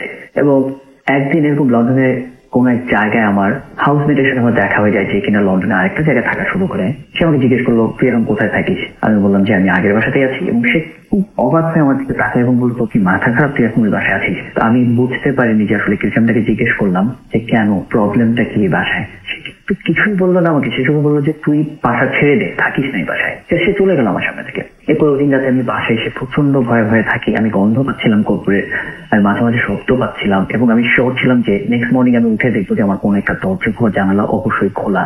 এবং আলবেনিয়ান ভদ্রলোক বেশ উচ্চস্বরে কোরআন শরীফ পড়তেন, কিন্তু তিনিও কেমন যেন এখন আগের মতো তার কোরআন তেলাওয়াত আমি শুনতে পেতাম না। আমি পুরো রাত অনেক বেশি ভয়ে থাকতাম। আমি তখন বাধ্য হয়ে আমার কোনো ফ্রেন্ডকে ফোন করে আমি কথা বলতাম, হয়তো রাতে অথবা সূরা ইয়াসিন চালিয়ে আমি বসে থাকতাম। কিন্তু সারপ্রাইজিংলি বাসাটা আমি ছাড়তেও চাইছিলাম না কোনো এক বিচিত্র কারণে। শেষ পর্যন্ত একদিন আমি অনেক সাহস করে আমি ভাবলাম যে না, সিচুয়েশন আমাকে ফেস করতে হবে। তখন আমি বাংলাদেশে আমার ফ্রেন্ডটাকে খুঁজে বের করার চেষ্টা করি, কিন্তু কোনোভাবেই খুঁজে পাইনি। এবং লন্ডনে যে ফ্রেন্ডটা ছিল তাকেও আমি খুঁজে বের করার চেষ্টা করি, কিন্তু কোনোভাবে তাকে আমি ট্রেস করতে পারিনি। তো আমি জানতে পারিনি যে আসল কাহিনী কি। শেষ পর্যন্ত বাধ্য হয়ে আমি আমার উপরের তলায় আলবেনিয়ান ভদ্রলোকটাকে খুঁজে তার সাথে কথা বলার জন্য যাই, এবং গিয়ে দেখি তিনিও বাসা ছেড়ে দিয়ে চলে গেছেন। 3 দিন হয়ে গেছে, আমি জানতাম না। এই কারণে আমি কোরআন তেলাওয়াত পেতাম না। তার মানে হচ্ছে পুরো বিল্ডিংটা যেটা কিনা কিছু থেকে আলাদা, ওখানে আমি একা থাকি। তো এখানে আরেকটা কথা বলে রাখা ভালো, আমি যে বাসাটা দেখি সেই বাসাটা আমার সেই পরিচিত যে ছেলের মাধ্যমে আমি বাসাটা নিয়েছিলাম, সে আমাকে বলেছিল যে কারোর সাথে কোনো কিছু কন্ট্যাক্ট করতে হবে না, জাস্ট প্রতি মাসের শুরুতে লেটার বক্সে যেন আমি ভাড়াটা ফেলে দিই। তো আমি কখনো ভেবেও দেখিনি যে ব্যাপারটা অস্বাভাবিক। আমি জাস্ট 450 পাউন্ড একটা এনভেলপে ভরে সেটা আমি লেটার বক্সে ফেলে দিতাম, এবং নেক্সট মর্নিং এসে আমি কখনোই লেটার বক্সের ভিতরে ওই ফাউন্ডটা পেতাম না। তার মানে হচ্ছে কেউ একজন সে কালেক্ট করে নিয়ে যেতেন। এবং এটা অবিশ্বাস্য হলেও সত্য যে আমি জানতাম না যে আমি কার কাছ থেকে বাড়ি ভাড়া নিয়েছি এবং কাকে আমি ভাড়াগুলো প্রতি মাসে দিয়ে যাচ্ছি। শেষ পর্যন্ত যখন প্রায় 4 মাসের মতো হয়ে গেল, এবং তার মধ্যে 2 মাস না 1 মাস আমি একা একা থাকি, প্রচন্ড ভয়ে থাকি। শেষ পর্যন্ত আমি ডিসাইড করি, অনেক সাহস করে, আমি বাসা ছেড়ে চলে যাবো। এখানে থাকা আমার পক্ষে পসিবল না, আমি ঘুমোতে পারছি না, আমি কিছু করতে পারছি না। তারপরে আমি একদিন সন্ধ্যায় বাসায় ফেলে আমার ব্যাগ গুছানো শুরু করি, এবং ব্যাগ গুছাতে গুছাতে আমি চিন্তা করছি নেক্সট মর্নিং আমি চলে যাব, এবং আমি বাড়ি ভাড়াটা দিয়ে চলে যাব, আমি এখানে আর থাকবো না। এবং সে রাতে ব্যাগ গোছানো শেষে আমি যখন ঘুমোতে যাই, ওদিন রাতটা ছিল সবচেয়ে বেশি ভয়ঙ্কর। বললে বিশ্বাস করবেন না রাত, অথবা লিসেনার আপনি হয়তো বিশ্বাস করবেন না, পুরো রাত আমি কাইন্ড অফ ভাঙচুরের শব্দ পাচ্ছিলাম আমার কিচেনে। কেউ মনে যেন প্রচন্ড আক্রোশে সবকিছু ভেঙে ফেলছে, কেউ যেন প্রচন্ড হিংস্র ভাবে সবকিছু নাড়াচাড়া করছে। এবং আমি জানি না ওই দিন রাতের আমার এক্সপিরিয়েন্স আমি কিভাবে বর্ণনা করবো। যারা এই ধরনের সিচুয়েশনে পড়েছেন কখনো, তারাই হয়তো শুধু বুঝতে পারবেন যে একটা মানুষের মনের অবস্থা তখন কি হতে পারে। পুরো রাত আমি ভয়ে কাটা হয়ে আমার বিছানায় বসেছিলাম, আমি একটু ঘুমোতে পারিনি। পরদিন ভোরের আলো ফোটার সাথে সাথে আমি আমার বাসাটা ছেড়ে দিই। এরপরে আমি আর কখনোই ওই বাসার ধারে কাছেও যাইনি। এই ছিল রাসেল আমার গল্প, এই ছিল লিসেনার আমার গল্প। আমি জানি না কতখানি আপনি বিশ্বাস করেছেন, কিন্তু ঘটনাটা কিন্তু একদম সত্য। আই হোপ আপনার গল্পটা ভালো লেগেছে, অথবা আপনি ভয় পেয়েছেন, যেটা মূল উদ্দেশ্য ছিল। এবং রাসেল অনেক অনেক থ্যাঙ্কস, রেডিও ফুর্তিকে অনেক অনেক থ্যাঙ্কস আবারও অপরচুনিটিটা দেওয়ার জন্য, যে আমি রেডিও ফুর্তিতে অনেকদিন পর আবার কথা বললাম। এবং রেডিও ফুর্তির 7ম জন্মবার্ষিকীতে রেডিও ফুর্তির সমস্ত এমপ্লয়িজ, কারেন্ট এক্স যত এমপ্লয়িজ আছেন সবাইকে অনেক অনেক শুভেচ্ছা। এবং লিসেনার আপনাকে অনেক অনেক ধন্যবাদ সবসময় রেডিও ফুর্তি সাথেই থাকার জন্য। শুনছেন সবসময় রেডিও ফুর্তি 88.0 FM।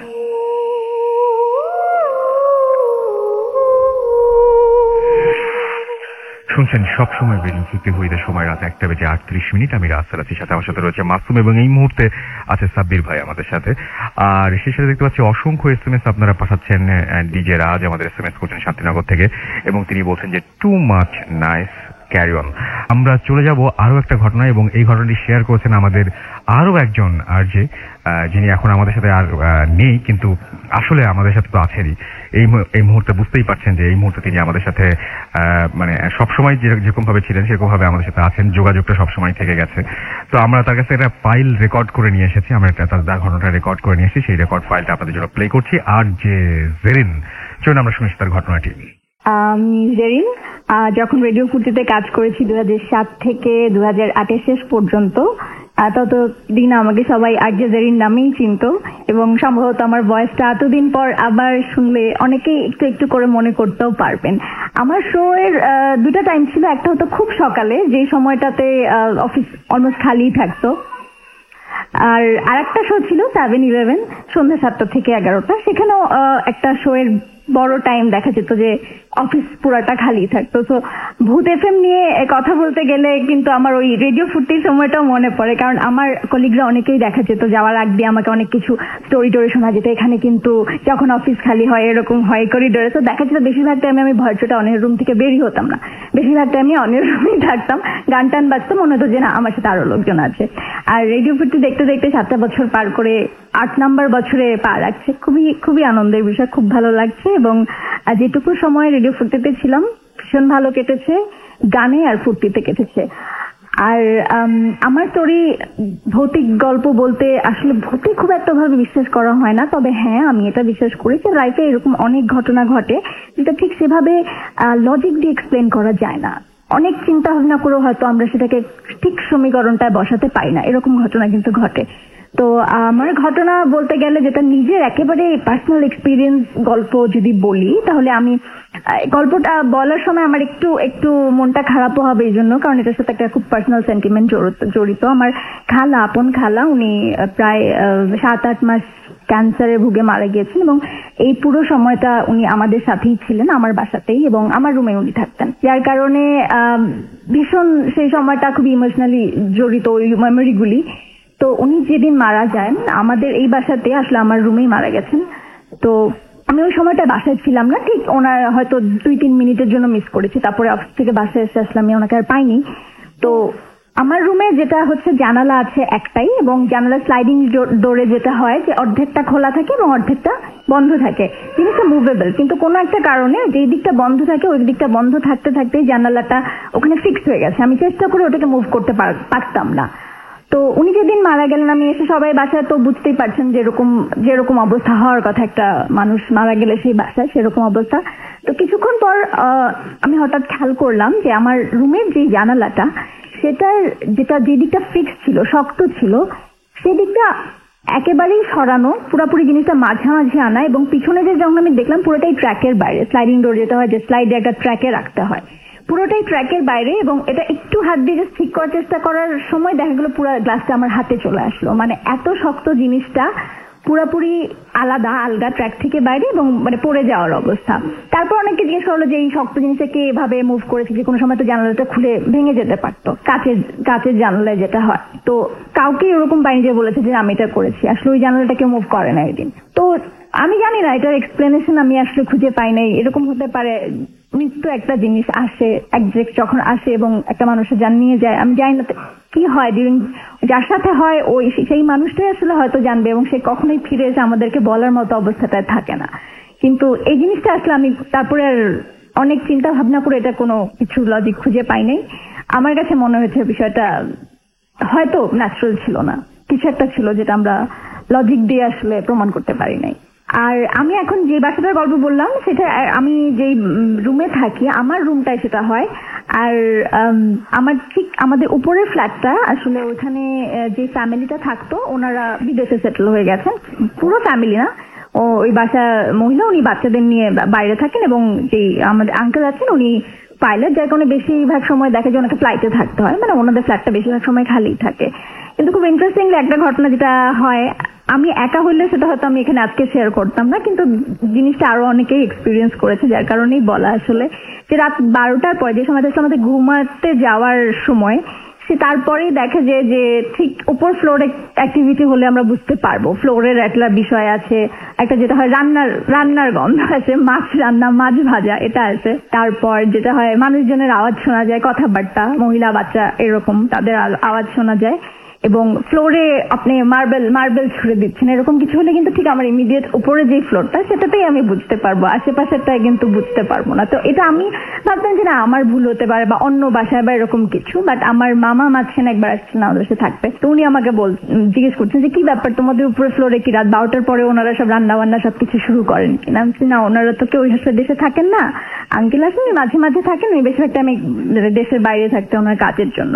তো আমি জানি না, আমি একা হইলে হয়তো জিনিসটা নিয়ে এতটা চিন্তা করতাম না, কিন্তু যেহেতু আমি ছাড়া অন্য আরেকজনও সেম জিনিসটা এক্সপিরিয়েন্স করেছে, যার কারণে আমার কাছে মনে হয় জানি না হতে পারে এমন কিছু যে খালি ফ্ল্যাটে অনেক সময় হয়, অনেকে বলে যে অনেকদিন একটা জায়গা যদি খালি থাকে সেখানে হয়তো অন্য ধরনের অন্য কিছুর বসবাস গড়ে উঠতেই পারে। তো ওটা মনে হয় যে হ্যাঁ এরকম কিছু থাকলেও থাকতে পারে, বাট চেষ্টা করে জিনিসগুলিকে খুব নর্মালি নিতে, আসলে নিজেকে একা থাকলে তো নিজেই ভয় পেতে হবে। ওরকম ভূতের গল্প বা ভূতে বিশ্বাস না করলেও খুব বেশি ন্যাচারাল না এরকম কোনো গল্প বলতে গেলে আসলে এই দুইটাই মনে পড়ে বেশি।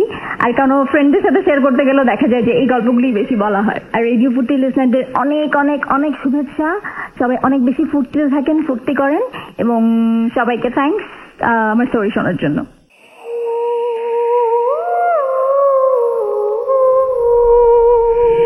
শুনছেন সবসময় রেডিও ফুর্তি 88.0 FM। বলছি আজ অপু, সাথে রয়েছে আজ রাসেল এবং আজ সাব্বির। আর সাব্বির ভাই এখন কি করবে ভাই? আমি আগামীকালকে চিটং যাচ্ছি। হ্যাঁ, রেডিও ফুর্তির চিটং স্টেশন আছে। বাই দ্য ওয়ে, এই সুযোগ আমি একটু বলে নিতে চাচ্ছি, আগামীকালকে থেকে রেডিও ফুর্তির চিটং স্টেশনে বেশ কিছু সারপ্রাইজেস থাকছে। যারা চিটং এ থাকবেন তারা সারপ্রাইজ গুলো পাবেন। আমি সেটা চিটং গিয়েই শুনতে হবে, আমি এখান থেকে বলতে যাচ্ছি না। তো যাই হোক, আমি চিটং যাচ্ছি, আমাকে বেশি দিন থাকতে হবে। তো আমি অনুরোধ করবো আমার বন্ধু বর সাব্বির কাছে চিটং সংক্রান্ত কোনো ভৌতিক গল্প না বললেই শ্রেয়। আচ্ছা, আমি কিন্তু চিটাং সম্বন্ধে বলিনি, আমি বলেছি একটা রেস্ট হাউস ছিল, সেই রেস্ট হাউসে গিয়ে আমি ওই বাথরুমে যে জিনিসটা এক্সপিরিয়েন্স করেছি একটা। এখন তো চিটাং সম্পর্কে বলবেন আপনি এখন যে ঘটনাটা। না, আমি একটু আগে যে জিনিসটা নিয়ে আপনার সাথে ডিসকাস করছিলাম যে একটা ঘটনা আছে, ওইটাও আমি নিজে এক্সপিরিয়েন্স করিনি, আমার কিছু ফ্রেন্ড আসলে এক্সপিরিয়েন্স করেছে, তাদের কাছ থেকে শোনা। তো যখন বললাম তো সাথে সাথে আপনি দেখলেন যে অপু রাগারাগি করে আমার সাথে রুম থেকে বের হয়ে গেল। তো আমি এখন যে ঘটনাটা বলবো এইটা হচ্ছে গিয়ে ফয়েজ লেকের, যেটা আসলে চিটাঙে অবস্থিত না আর কি, অপুর জন্য একটু দূরে। ভাই ফয়েজ লেক কাছে অনেক সুন্দর একটা জায়গা। আচ্ছা ঠিক আছে। আচ্ছা অপু ভাই, অফিসের পরে অফিস শেষ করে জীবনেও যান না? আমি গেল শেষ আমার লাইফে ফয়েজ লেক। ওকে, আচ্ছা ঘটনাটা এরকম যে কিছু ফ্রেন্ড আসলে আমারও যাওয়ার কথা ছিল, বাট আনফরচুনেটলি আমি ম্যানেজ করতে পারিনি, যাওয়া হয়নি। সো ওরা গেছিল, গিয়ে যাওয়ার পর মানে ফয়েজ লেক যখন আগের অবস্থাটা ছিল আর কি, এখন তো হচ্ছে গিয়ে ওখানে অনেক অ্যাক্টিভিটিস, তারপরে হচ্ছে গিয়ে অনেক সুন্দর সুন্দর জিনিসপত্র বসানো হয়েছে। বাট আগে যখন শুধুমাত্র লেকটা ছিল এবং মানুষরা যখন ঘুরতে যেত তখনকার সময় তো তখন নৌকা দিয়ে আসলে ঘোরা যেত, একটু সাম্পান টাইপের নৌকা ছিল কিছু, তো ওগুলি দিয়ে আসলে ভিতরে ঘোরা যেত।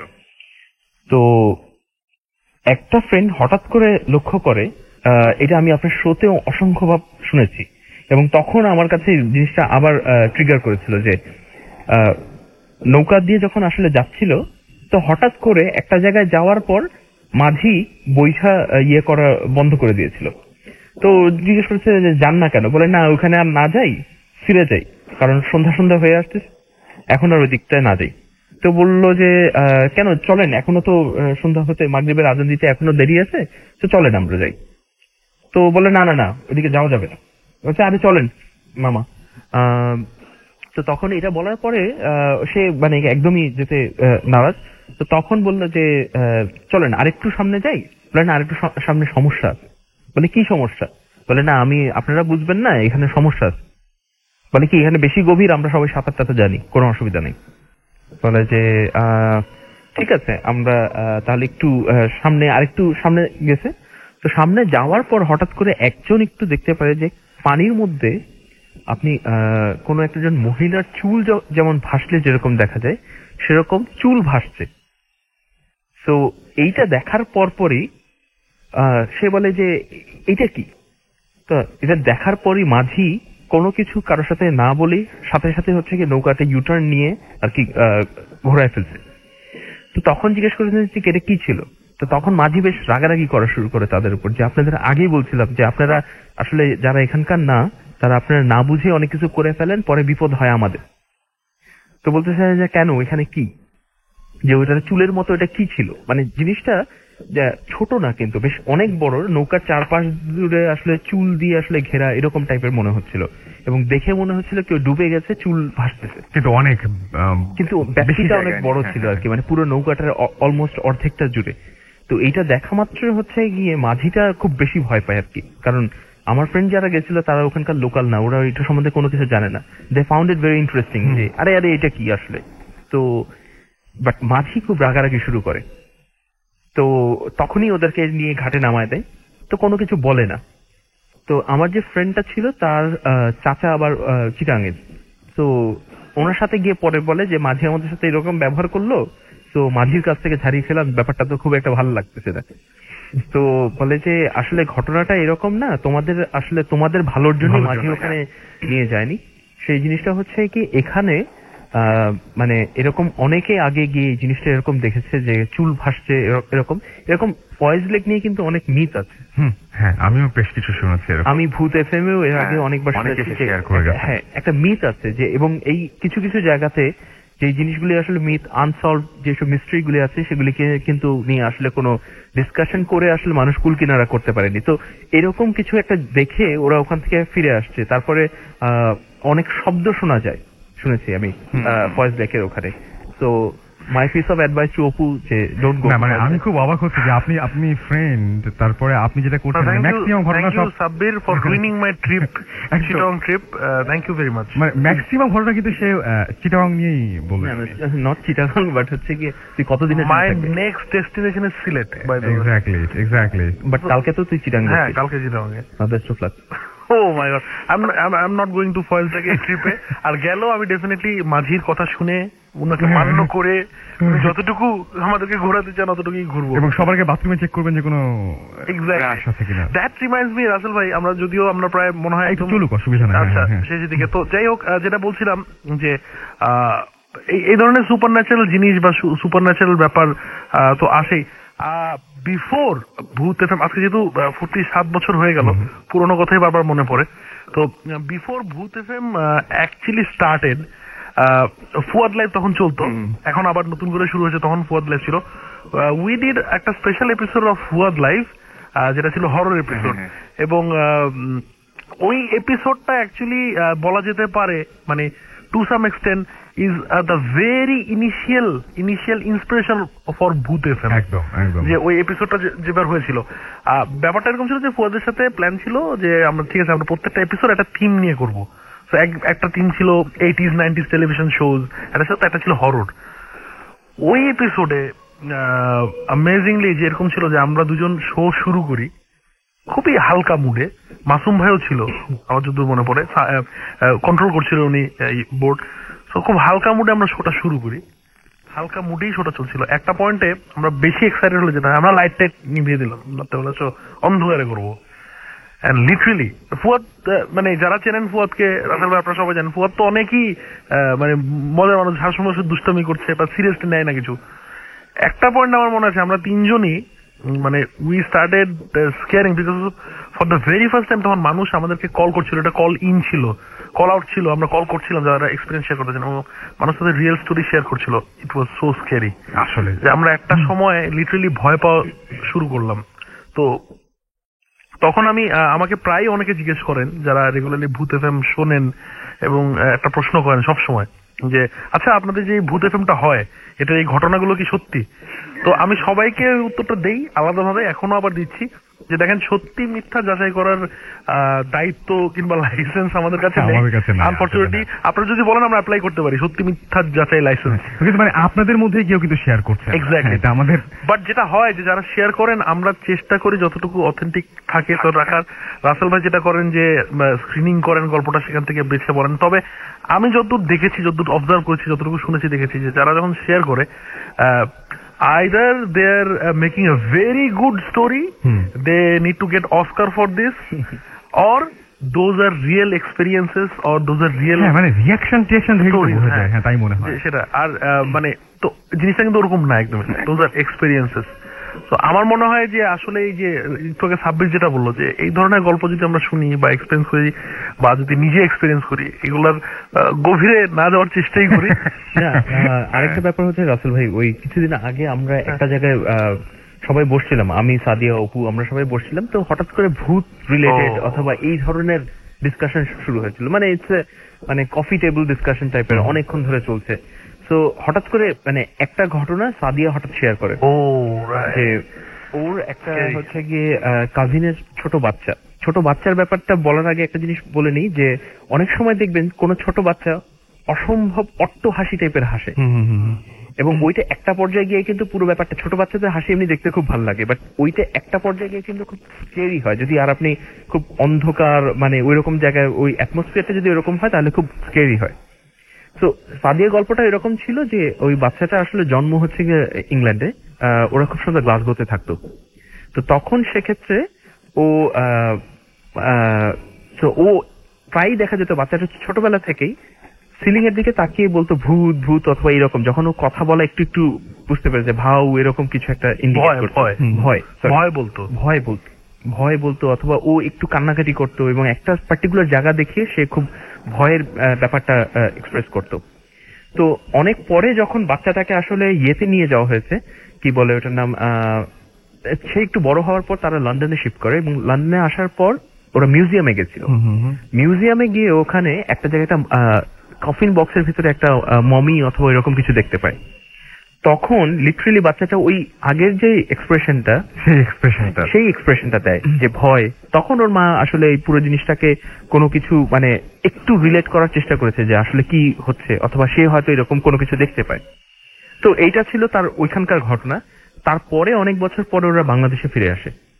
তো ওরা একটা বাসায় থাকতো মগবাজার অথবা এরকম কোথাও, এবং বাসাটা অনেক হাই রাইজ বিল্ডিং ছিল, লাইক 8-10 তলা আর কি। তো ওইটার আশেপাশে অন্য কিছু থাকার কোনো চান্স নেই আর কি, ওই একটা সাইডে খালি ছিল। তো সাদিয়া একদিন ওকে নিয়ে বসে টিভি দেখছিল। তো হঠাৎ করে দেখে বাচ্চাটা খেলছিল, তখনও বাচ্চা আর কি, খুব একটা বড় না। তো খেলতে খেলতে হঠাৎ করে জানালাটা বেশ বড় ছিল, পুরো সিলিং থেকে ফ্লোর পর্যন্ত। তো হঠাৎ করে ও বলে যে বাচ্চাটা ওইদিকে তাকিয়ে হাসি দিয়ে। তো সাদিয়া টিভি দেখছিল, বাট ও পাশে দেখলো যে বাচ্চাটা ওই জানালাটার দিকে তাকিয়ে হাসছে। তো ও তখন ওইদিকে তাকিয়ে দেখে কিছু নাই, পর্দাটা সরানো, কোনো কিছু নাই। তখন বাচ্চাটা জানালাটার দিকে তাকিয়ে হঠাৎ করে হাসতে হাসতে বলছে, আঙ্কেল আঙ্কেল বাবু কই? আচ্ছা, তো ঘটনাটা এই পর্যন্তই। এবং সাদিয়া ওখানে দেখে বাবু তুমি কার সাথে কথা বলতেছো, আসো আমরা খেলি। তো সাদিয়া ওকে আসলে অন্যখানে নিয়ে চলে গেছে, ওইটা আর কথাটা আগাতে দেয়নি। কিছুদিন পরে কোনো এক কারণে ওই বাসায় একটা মিলাদ হয়, এবং মিলাদের সময় একজন হুজুর আসে। তো সে এসে মিলাদটা পড়ানোর পর হঠাৎ করে ওই বাচ্চাটার বাবাটাকে ডেকে বলে যে আপনার এই বাসা কি বলে যে মানে বাঁধিয়ে দেওয়া এইটা করতে বলে হুজুর কেন কোনো সমস্যা? বলে না, এখানে আমার জানা মতে একটা পূর্ণবয়স্ক লোক এবং একটা বাচ্চার জিন আছে। ও মাই গড, এটা তাহলে ওই বাচ্চা তো তাই। এবং যেটা পরবর্তীতে ঘটনাটা জানাজানি হয় অথবা হচ্ছে গিয়ে ফ্যামিলির মধ্যে, তো তখন আসলে সাদিয়া ওর ওই কাজিনের সাথে জিনিসটা শেয়ার করে যে ও কিন্তু একদিন এরকম বলছিল এবং পুরো জিনিসটা পরবর্তীতে জানা যায় মানে ওই বাচ্চাটাকে আমরাও মনে হয় একবার দেখেছিলাম, দেখে হচ্ছে এই বাচ্চাটার নাম হয়েছে আঙ্কেল বাবু কই। তো কারণ হচ্ছে বাচ্চাটা এইভাবে আসলে তাদেরকে অ্যাড্রেস করতো। সো মোটামুটি মোরলেস মনে হয় যে সে হয়তো কিছু দেখতে পায়, সেটা দেখতে পেয়েছিল এবং ওই সময় যখন দেখতে পেয়েছিল তখন তাদের সাথে হয়তো কমিউনিকেট করতো মেবি। ওটার একটা পরের এক্সটেন্ডেড একটু ঘটনা জানি আমি আবার। পরে সাদিয়ার সাথে মাঝখানে কথা হচ্ছিল, এর পরের এক্সটেন্ড ঘটনা বাচ্চা যখন আরেকটু বড় হয়ে যায়, মানে এখন বেশ বড়, যে কথাবার্তা মানে বেশ ভালোই বোঝে, ইয়ে করে, তো তাদের বাসায় একটা কাজের ছেলে রাখা হয়। তো কাজের ছেলে এবং একটা কাজের মহিলা মেবি রাখা হয়। তারা মানে বেশ অনেকদিন ধরে উইয়ার্ড আচরণ করছিল এবং তারা ভয় পাচ্ছিল কোনো একটা কারণে। তো পরবর্তীতে যখন জিজ্ঞেস করা হয় যে কি তোরা থাকবে না, কাজ করবে না, চলে যাবে, তো তাদেরকে জিজ্ঞেস করা হয় কি ব্যাপার, কি জন্য চলে যাচ্ছে। তো ওরা বলে যে যখন অনেক গভীর রাত হয়ে যায় তখন ডাইনিং স্পেসের ওই জায়গাটায়, সব বাসায় ডাইনিং স্পেসটা বড় জায়গা হয়, ওই জায়গাটায় লাল কাবলি আর পাঞ্জাবি পরা এরকম একজন লোককে এবং একটা বাচ্চাকে, সেও মনে হয় লাল কিছু পরা থাকে, ছোটাছুটি করতে দেখে তারা। মজার ঘটনা হচ্ছে যে সাব্বির যে ঘটনাটা বললো, সাদিয়ার সাথে ওই বাচ্চাটার এক্সপিরিয়েন্স, হুজুরের এসে বলা এবং ওই যারা বাসায় কাজ করতেন তাদের তিনটা কিন্তু ভিন্ন ঘটনা। কারোর সাথে কারো যোগাযোগ নাই, একদমই যোগাযোগ। They have experience the same thing, একই জিনিস তিনজন আলাদা আলাদা ভাবে এক্সপিরিয়েন্স করে।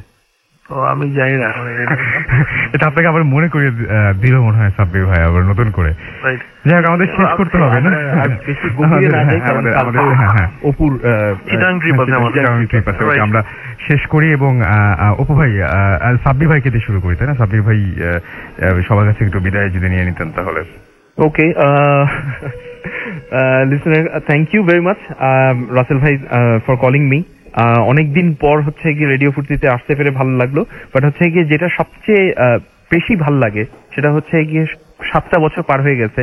আমি রেডিও ফুর্তি ছেড়ে দিয়েছি অলমোস্ট আজকে 3-4 বছর হচ্ছে, বাট রেডিও ফুর্তির ভেতরের যে স্পিরিটটা এবং হচ্ছে গিয়ে যে পাওয়ারটা, সেটা কিন্তু চেঞ্জ হয়নি। এখানে ভেতরে যারা যে মানুষগুলি কাজ করে তাদের যে প্যাশনটা একটুও কমেনি। সেই মানে গত 7টা বছর ধরে এটা খুব ইনট্যাক্ট অবস্থায় আছে এবং রেডিও ফুর্তির সাকসেসের পেছনে যে ওয়ার্কফোর্স যারা কাজ করছে তাদের প্যাশন এবং কমিটমেন্টটা আসলে অনেক বড় একটা ব্যাপার আসলে। তো I wish all the best to radio Foorti এবং আই হোপ প্রত্যেক বছরে হচ্ছে গিয়ে I will get a chance to go on air with you guys, not only on Bhoot FM but অন্যান্য জায়গাতেও হয়তো এসে এন্টারটেইন করতে পারবো লিসেনারদেরকে। এবং হচ্ছে গিয়ে খুব ভালো লাগলো অনেকদিন পর অনলাইন অন এয়ারে আসতে পেরে। ওকে, আমরা নরসিংহের একটা ঘটনা আছে, সেই ঘটনা শুনবো সবার লাস্টে ভাই। ওকে, আমরা দুজন তাহলে বিদায় নিয়ে নিই। ঠিক আছে, আমি বিদায় নেওয়ার আগে আমি আজকে যেহেতু রেডিও ফুর্তি বলতে বলছি, 7 বছর হয়ে গেছে, আমি কিছু মানে সবসময় SMS করে অনেক মানুষের নাম নিই, আমি কিছু মানুষের নাম নিতে চাই আজকে। 7 বছরের এই ব্যাপারে, যদিও ব্যাকগ্রাউন্ড মিউজিকটা অনেক হন্টেড এবং but this is really important, I have to say this thing. আজকে রেডিও ফুর্তি 7 বছর হয়ে গেছে। আজকে যেমন উই আর রিয়েলি প্রিভিলেজ যে সাব্বির, আসনা, রনো এরকম অনেকে আমাদের সাথে বিভিন্নভাবে যোগাযোগ করেছে।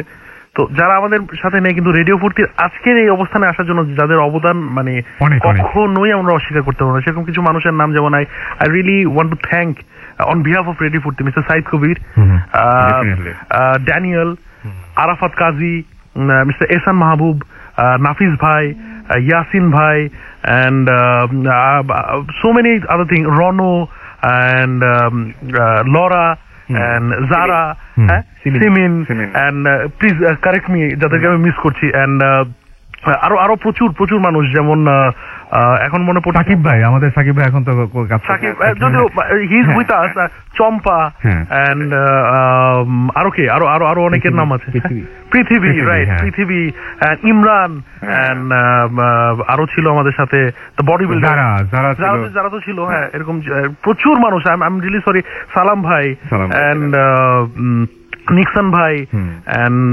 চিন্টু ভাই তো ও মাই গড, এখনো পর্যন্ত তার the voices you are hearing on radio ফুর্তির অনেক ওই আওয়াজ, ইনফ্যাক্ট এয়ারটেলের যে হন্টিং আওয়াজটা হয় সেটা হিমসেলফ স্যাং বাই চিন্টু ভাই and Sumon Patwari, full volume নামে একটা শো হতো ওনার, and Navid Mahbub and so many other people. Maybe I'm forgetting few of them. Arafat Kaji, I told him.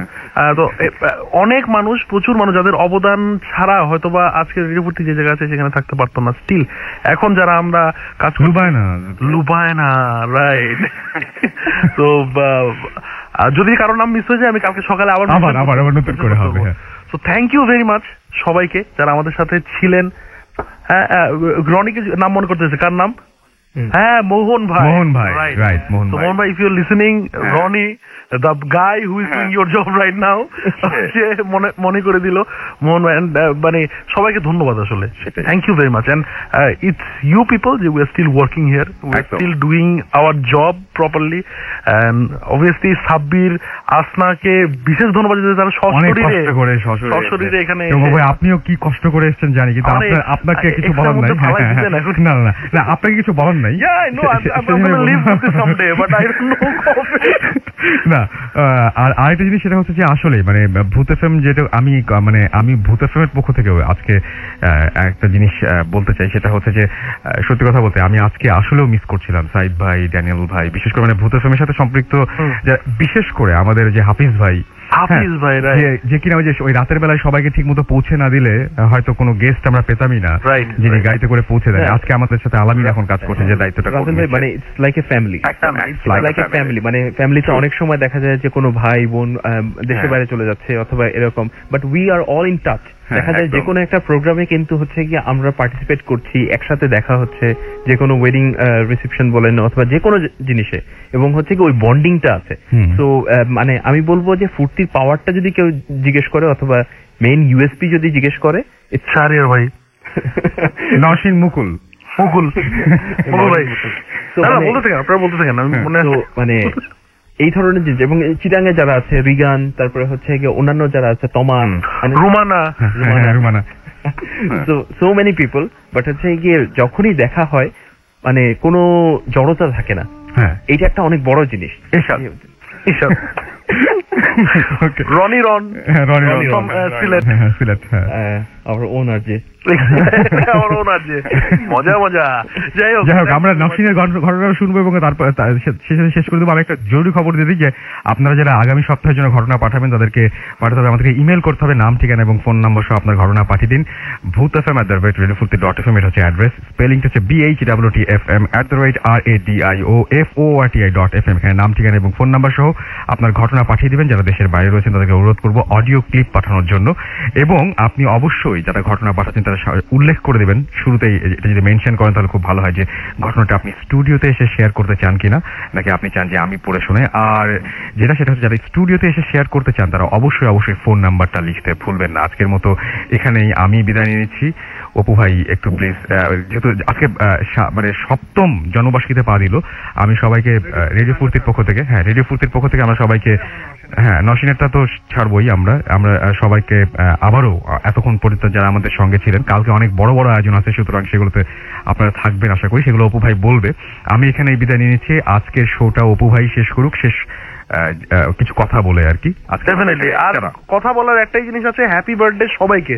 It's not only radio Foorti's birthday, it's all those মানে fans birthday, মানে যারা শোনেন আমাদেরকে, থাকেন আমাদের সাথে, তাদের সবাইকে।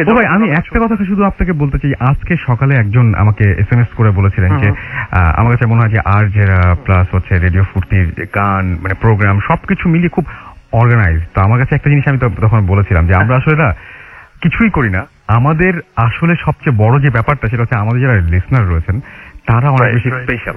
Exactly. তাদের টেস্ট অনুযায়ী কাজ করতে গিয়ে আমরা এরকম হয়ে গেছি। Exactly. In 2006, I remember মানুষজন আমাদের মূল মোটো ছিল যে মানুষ রেডিও শুনবে কিনা। And look at us. আমরা এখন কি করছি? রাত 2টার সময় একটা শো করছি যেখানে হাজার হাজার মানুষ আমাদের শোটা শুনছে রাত 2টায়। এবং কোনটা ভালো জিনিস যেটা হচ্ছে সবসময় দেখা যায় যে স্প্রেড করে যায়, যেটা হচ্ছে সবসময় দেখা যায় তার আবার কপি টপিও হয়, এরকম টাইপের জিনিস হচ্ছে সবচেয়ে রাইট। Any kind of মোনালিসার কত কপি হচ্ছে? Exactly. Any kind of প্রচার and প্রসার is welcomed. কেউ যদি সেটাও করতে পছন্দ করেন এবং করে যদি কারো ভালো হয়, we also thank them also. Do something right, entertain people, and the show must go on. এতক্ষণ যিনি কথা বলছেন আমি আরো একবার বলবো যে অপু ভাই সেই মানুষ যিনি হচ্ছে অপু ভাই প্রথম যিনি হচ্ছে রেডিও ফুর্তিতে একদম প্রথম দিন কথা বলেছিলেন, প্রথম ভয়েসটা অপু ভাইয়ের গিয়েছিল, আমি এটা ভুলতেই পারি না। চোখে পানি মুখে হাসি, এরপরে কিন্তু দিব কাশি। ওকে, তার আগে আমরা শেষ করি, আজকের মতো আসি। ওকে, বাই। হ্যালো লিসনার, আমি আরজে নওশিন আপনাদের সবাইকে আমন্ত্রণ জানাচ্ছি, শুভেচ্ছা জানাচ্ছি রেডিও ফুর্তির বার্থডেতে। এবং সবার আগে আমি কিছু বলার আগে রেডিও ফুর্তিকে জানাচ্ছি অনেক অনেক শুভেচ্ছা, অনেক অনেক ভালোবাসা। কারণ আমার একটা জব স্টেশনও ছিল radio Foorti. I still remember 2009-এর সেপ্টেম্বর অর অক্টোবর এরকম একটা সময় আমি রেডিও ফুর্তি জয়েন করি। খুব অল্প সময়ের জন্য ছিলাম, দ্যাটস ট্রু, বাট ওই অল্প সময়টা আমার জন্য খুব ইম্পর্টেন্ট ছিল। আমি একটা শো করতাম যে শোটার নাম ছিল it's complicated with RJ Nowshin, যেটা একটা উইকেন্ড শো ছিল। এখনো মনে আছে লিসনারদের SMS গুলো এবং তাদের পছন্দের গানগুলো আমার খুব মনে পড়ে এবং আমি খুব মিস করি এবং সেই লাইফটা খুব মিস করি, যেহেতু আমার ক্যারিয়ারের ফার্স্ট স্টার্টিংটাই ছিল আরজিং দিয়ে। সো আমি সারা জীবনই এটা হয়তো আমাকে বহন করে নিতে হবে যে আমি সব সময় মিস করব আরজিং কাজটা। আই স্টিল থিঙ্ক যে আমি আবারও যদি ব্যাক করতে পারতাম মাইক্রোফোনের সামনে কিংবা আমার লিসনারদের মাঝে। এনিওয়ে, আজকে যেহেতু রেডিও ফুর্তির বার্থডে, আমি রেডিও ফুর্তির বার্থডেতে উইশ তো আছেই আমার তরফ থেকে, ভালোবাসা তো আছেই। একটা কথা অবশ্যই রেডিও ফুর্তিকে বলবো, সেটা হচ্ছে যে রেডিও ফুর্তি যেভাবে নিজেরা ফুর্তি করে এবং যেভাবে লিসনারদেরকে ফুর্তি দেয়, আমাদেরকে ফুর্তি দেয়, এরকম ফুর্তি আজীবন দিয়ে আসুক। আমরা সব সময় এরকম ফুর্তিতে থাকতে চাই। সবচাইতে কোয়ালিটি যে জিনিসটা রেডিও ফুর্তি, সেটা হচ্ছে খুবই চমৎকার গান উইথ লিমিটেড কমার্শিয়াল ব্রেক, এবং এই জিনিসটা লিসনারদের জন্য খুবই খুবই খুবই আনন্দদায়ক একটা ব্যাপার যে আমি কমার্শিয়াল ব্রেক কম শুনছি এবং গানগুলো বেশি শুনছি। আর সব আরজেদের আমার পক্ষ থেকে থাকছে অনেক ভালোবাসা, অনেক অভিনন্দন, এবং তোমাদেরকে শুনতে চাই সব সময়। এই যে সেগমেন্টটা, সেটা হচ্ছে ভূত FM এর সেগমেন্ট। আমাকে যখন প্রথম বলা হলো যে রেডিও ফুর্তির বার্থডেতে এক্স আরজে যারা ছিল তাদের কাছ থেকে সুপার ন্যাচারাল কোন একটা গল্প শোনা, সেটা হবে ভূত FM এর একটা সেগমেন্ট। তো আমি তখন ভাবলাম যে কি বলবো, আসলে সেরকম ঘটনা কি আমার সাথে খুব বেশি ঘটেছে কিংবা আদৌ ঘটেছে। এন্ড দেন আই থট যে না, as an x RJ radio ফুর্তি আমার জার্নিটা খুব অল্প সময় ছিল, but it was mind blowing. খুবই আনন্দের সময় কেটেছে আমার। তো আমার কিছু দায়িত্ব আছে কিছু বলার। আবার পাশাপাশি আরেকটা জিনিস, ভূত FM যখন থেকে শুরু হয়েছে তখন থেকে আর কোনো প্রোগ্রাম শুনি না শুনি, সবসময় চেষ্টা করি যে ওই একটা দিন পার্টিকুলারলি ওই সময়টা যেন গাড়িতে শুটিং থেকে ফেরার সময় হোক আর যে কোনো সময় হোক, আমি যেন ওটা শুনতে পারি। তো অনেক গল্প শুনেছি, কিছু গল্প শোনার পরে দেখা গেল যে লোম দাঁড়িয়ে গেছে, তো ভয় লাগছে। একা থাকলে একটু ঝামেলা হতো, সাথে কেউ যদি থাকতো তাহলে হয়তো সেই ভয়টা ভাগাভাগি হয়ে যেত। এবং বেশিরভাগ সময় ভূত FM যখনই কোনো গল্প শুনেছি তখনই আমার হাজবেন্ড আমার পাশে ছিল, তো ভয়টা অনেক ক্ষেত্রে কেটে গেছে। এবং এমনও হয়েছে যে আমার হাজবেন্ডও ভয় পেয়েছে, আমিও ভয় পেয়েছি। তো এনিওয়ে, অনেক কথা বললাম। আমি এখন একটা গল্প আমি একটু শেয়ার করতে চাই। ইনফ্যাক্ট অনেক গল্প আছে, কোনোটাই আমার সাথে ঘটনা, কারণ আমি খুব ভীতু একটা মেয়ে। এইসব সুপার ন্যাচারাল এইসব ব্যাপারগুলোতে আমি খুবই ভীতু। সচরাচর এগুলোর কোনোটা যদি কোনো কিছু আভাস পাই, আমি সেখান থেকে আগে দৌড়ে পালিয়ে যাই। But I love to listen to the stories. আমি অনেক এই ধরনের গল্প শুনতে পছন্দ করি। এমন একটা গল্প বহুত আগের যে আমাকে বলেছেন, তিনি হচ্ছেন আমার এক ভাইয়া। উনি অনেক আগের, উনি নিজে যখন ছোট ছিলেন তখনকার একটা গল্প। সেটা হচ্ছে খুলনার আশেপাশে কোন একটা গ্রাম। আমি যেহেতু যশোরের মেয়ে, তো ওদিককার গল্প শুনলে আমার সেগুলোর প্রতি ইন্টারেস্ট একটু বেশি জাগে। তো গল্পটা ছিল এরকম, একটা মহিলা, খুবই দরিদ্র, উনি খুবই গরিব ঘরেরই একটা মহিলা, তার দুটো মেয়ে, এবং তার দুটো মেয়ে অসম্ভব সুন্দরী। আমরা সবসময় শুনে এসেছি যে সুন্দরী মেয়েদের ঘাড়ের উপরে জিন বেশি ভর করে, আরো গ্রাম দেশে এই জিনিসটা খুব বেশি তারা মানে।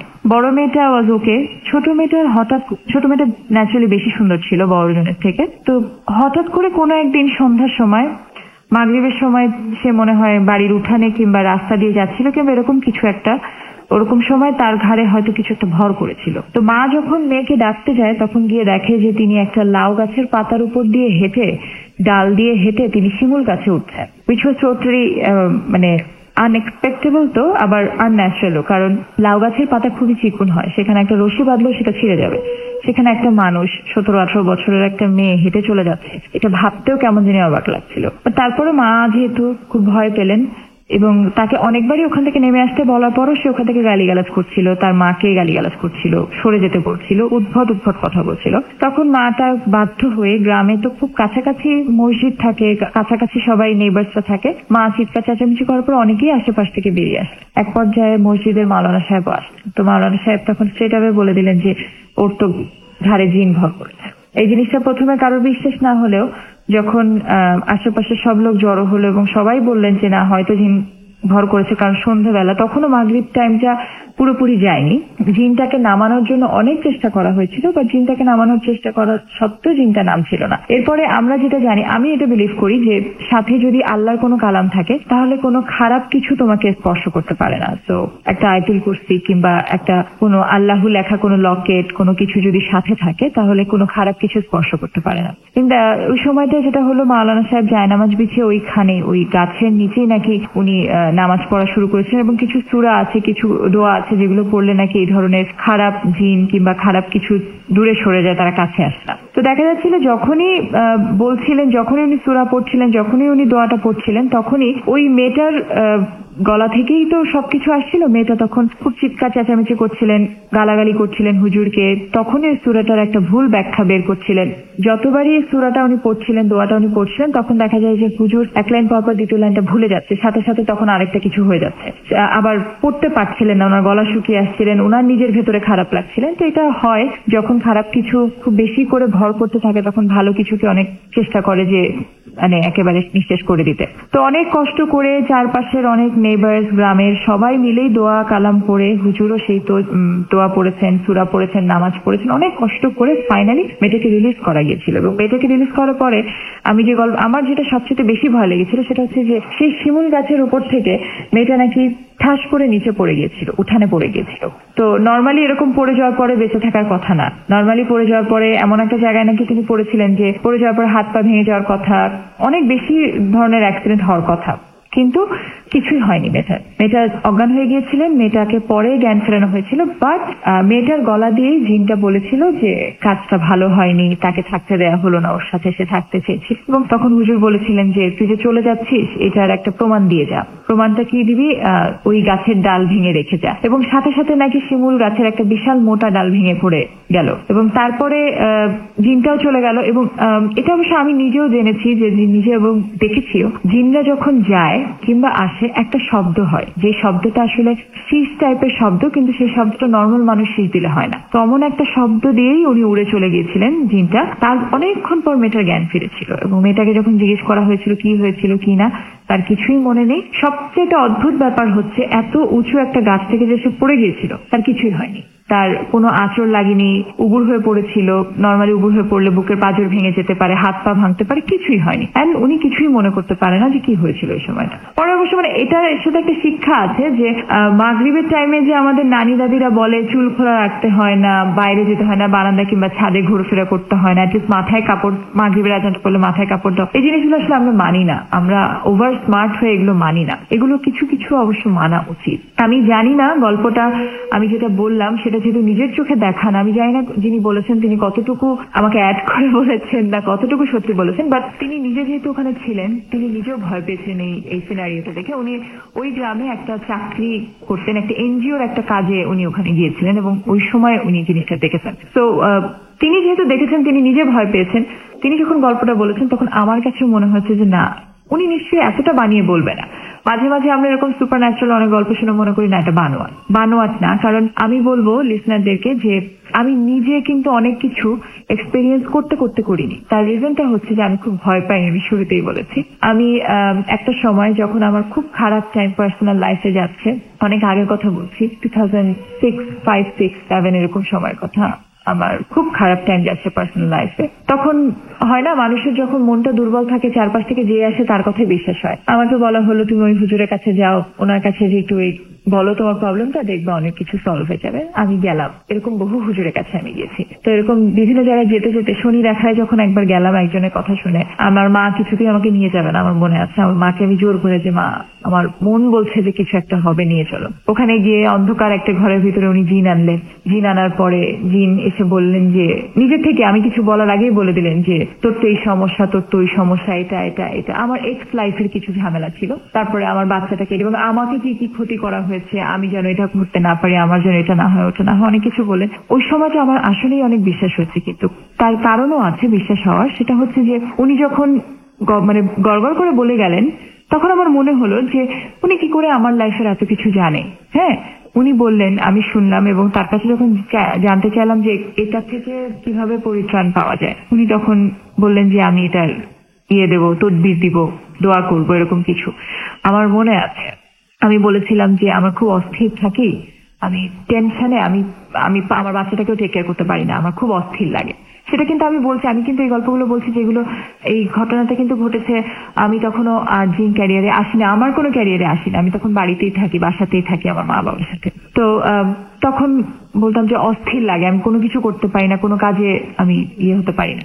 তখন উনি বলেন আমি তোমাকে ফু দিয়ে দিচ্ছি, ঝেড়ে দিচ্ছি। যখন ফু দিলেন, আমার সেই গন্ধটা না এখনো নাকে ভাসে, একটা এমন গন্ধ যে গন্ধটা সচরাচর কোনো পারফিউম, কোনো তেল, কোনোভাবেই আমি আগে শুকিনি। হ্যাঁ, তো এই উনি আমাকে ফু দিলেন, আমার এখনো মনে আছে, মাথাটা ধরলেন, একটা তুলনামূলক হাতের চাইতে কতবা বড় হবে লম্বা মানুষের কিংবা মোটা মানুষের, তুলনামূলক হাতের চাইতে অনেক বড় হাত, এবং বুঝতেই পারছিলাম অন্ধকার, আমি দেখতে পাচ্ছিলাম না, বুঝতেই পারছিলাম যে অনেক লম্বা, উঁচা লম্বা একটা কেউ আমাকে মানে টাচ করছেন, আমার মাথা ছেড়ে দিচ্ছেন। আমাকে সে সময় দোয়া দেওয়া হয়েছিল। তার পরবর্তীতে আমি তার কথা মতো অনেক কিছুই আর কি, উনি সবসময় বলতেন নামাজ পড়ো, সবসময় বলতেন যে আল্লাহর কালাম সাথে রাখো। এবং তখন থেকে অনেকে যারা আমার টেলিভিশনে আমাকে দেখেছে তাদের হয়তো অনেকেরই মনে আছে যে আমি সবসময় একটা চেইন পরি, চেনের সাথে একটা লকেট থাকতো, যে লকেটটা আয়াতুল কুরসি, দুবাই থেকে আনা ছিল। ওই আয়াতুল কুরসিওয়ালা লকেটটা আমি কিন্তু তারপর থেকে সাথে রাখি, যাতে আমাকে কোনো খারাপ কিছু স্পর্শ করতে না পারে। এটা আমার একটা বিশ্বাস যে আল্লাহর কালাম আমার সাথে আছে, তার মানে হয়তো আমাকে কেউ কিছু করতে পারবে না। কারণ সবসময় নামাজ পড়া, ওয়াক্ত অনুযায়ী নামাজ পড়াটা, নামাজ আদায় করাটা কিন্তু সম্ভব হয় না। তো তারপরে আলটিমেটলি আসলে আমরা না কোনো কিছুতে লেগে থাকতে পারি না। তো তারপরে দেখা গেল আমি ওনাদের সাথে আর যোগাযোগ করিনি, কিংবা আমার ভালো দিন আসা শুরু করলো, ওইসব অস্থিরতা, আমি ভালো হয়ে গেলাম, সুস্থ হয়ে গেলাম, বাচ্চাটা মাশাআল্লাহ অনেক বড় হয়ে গেছে। তারপরের ঘটনা তো সবারই জানা।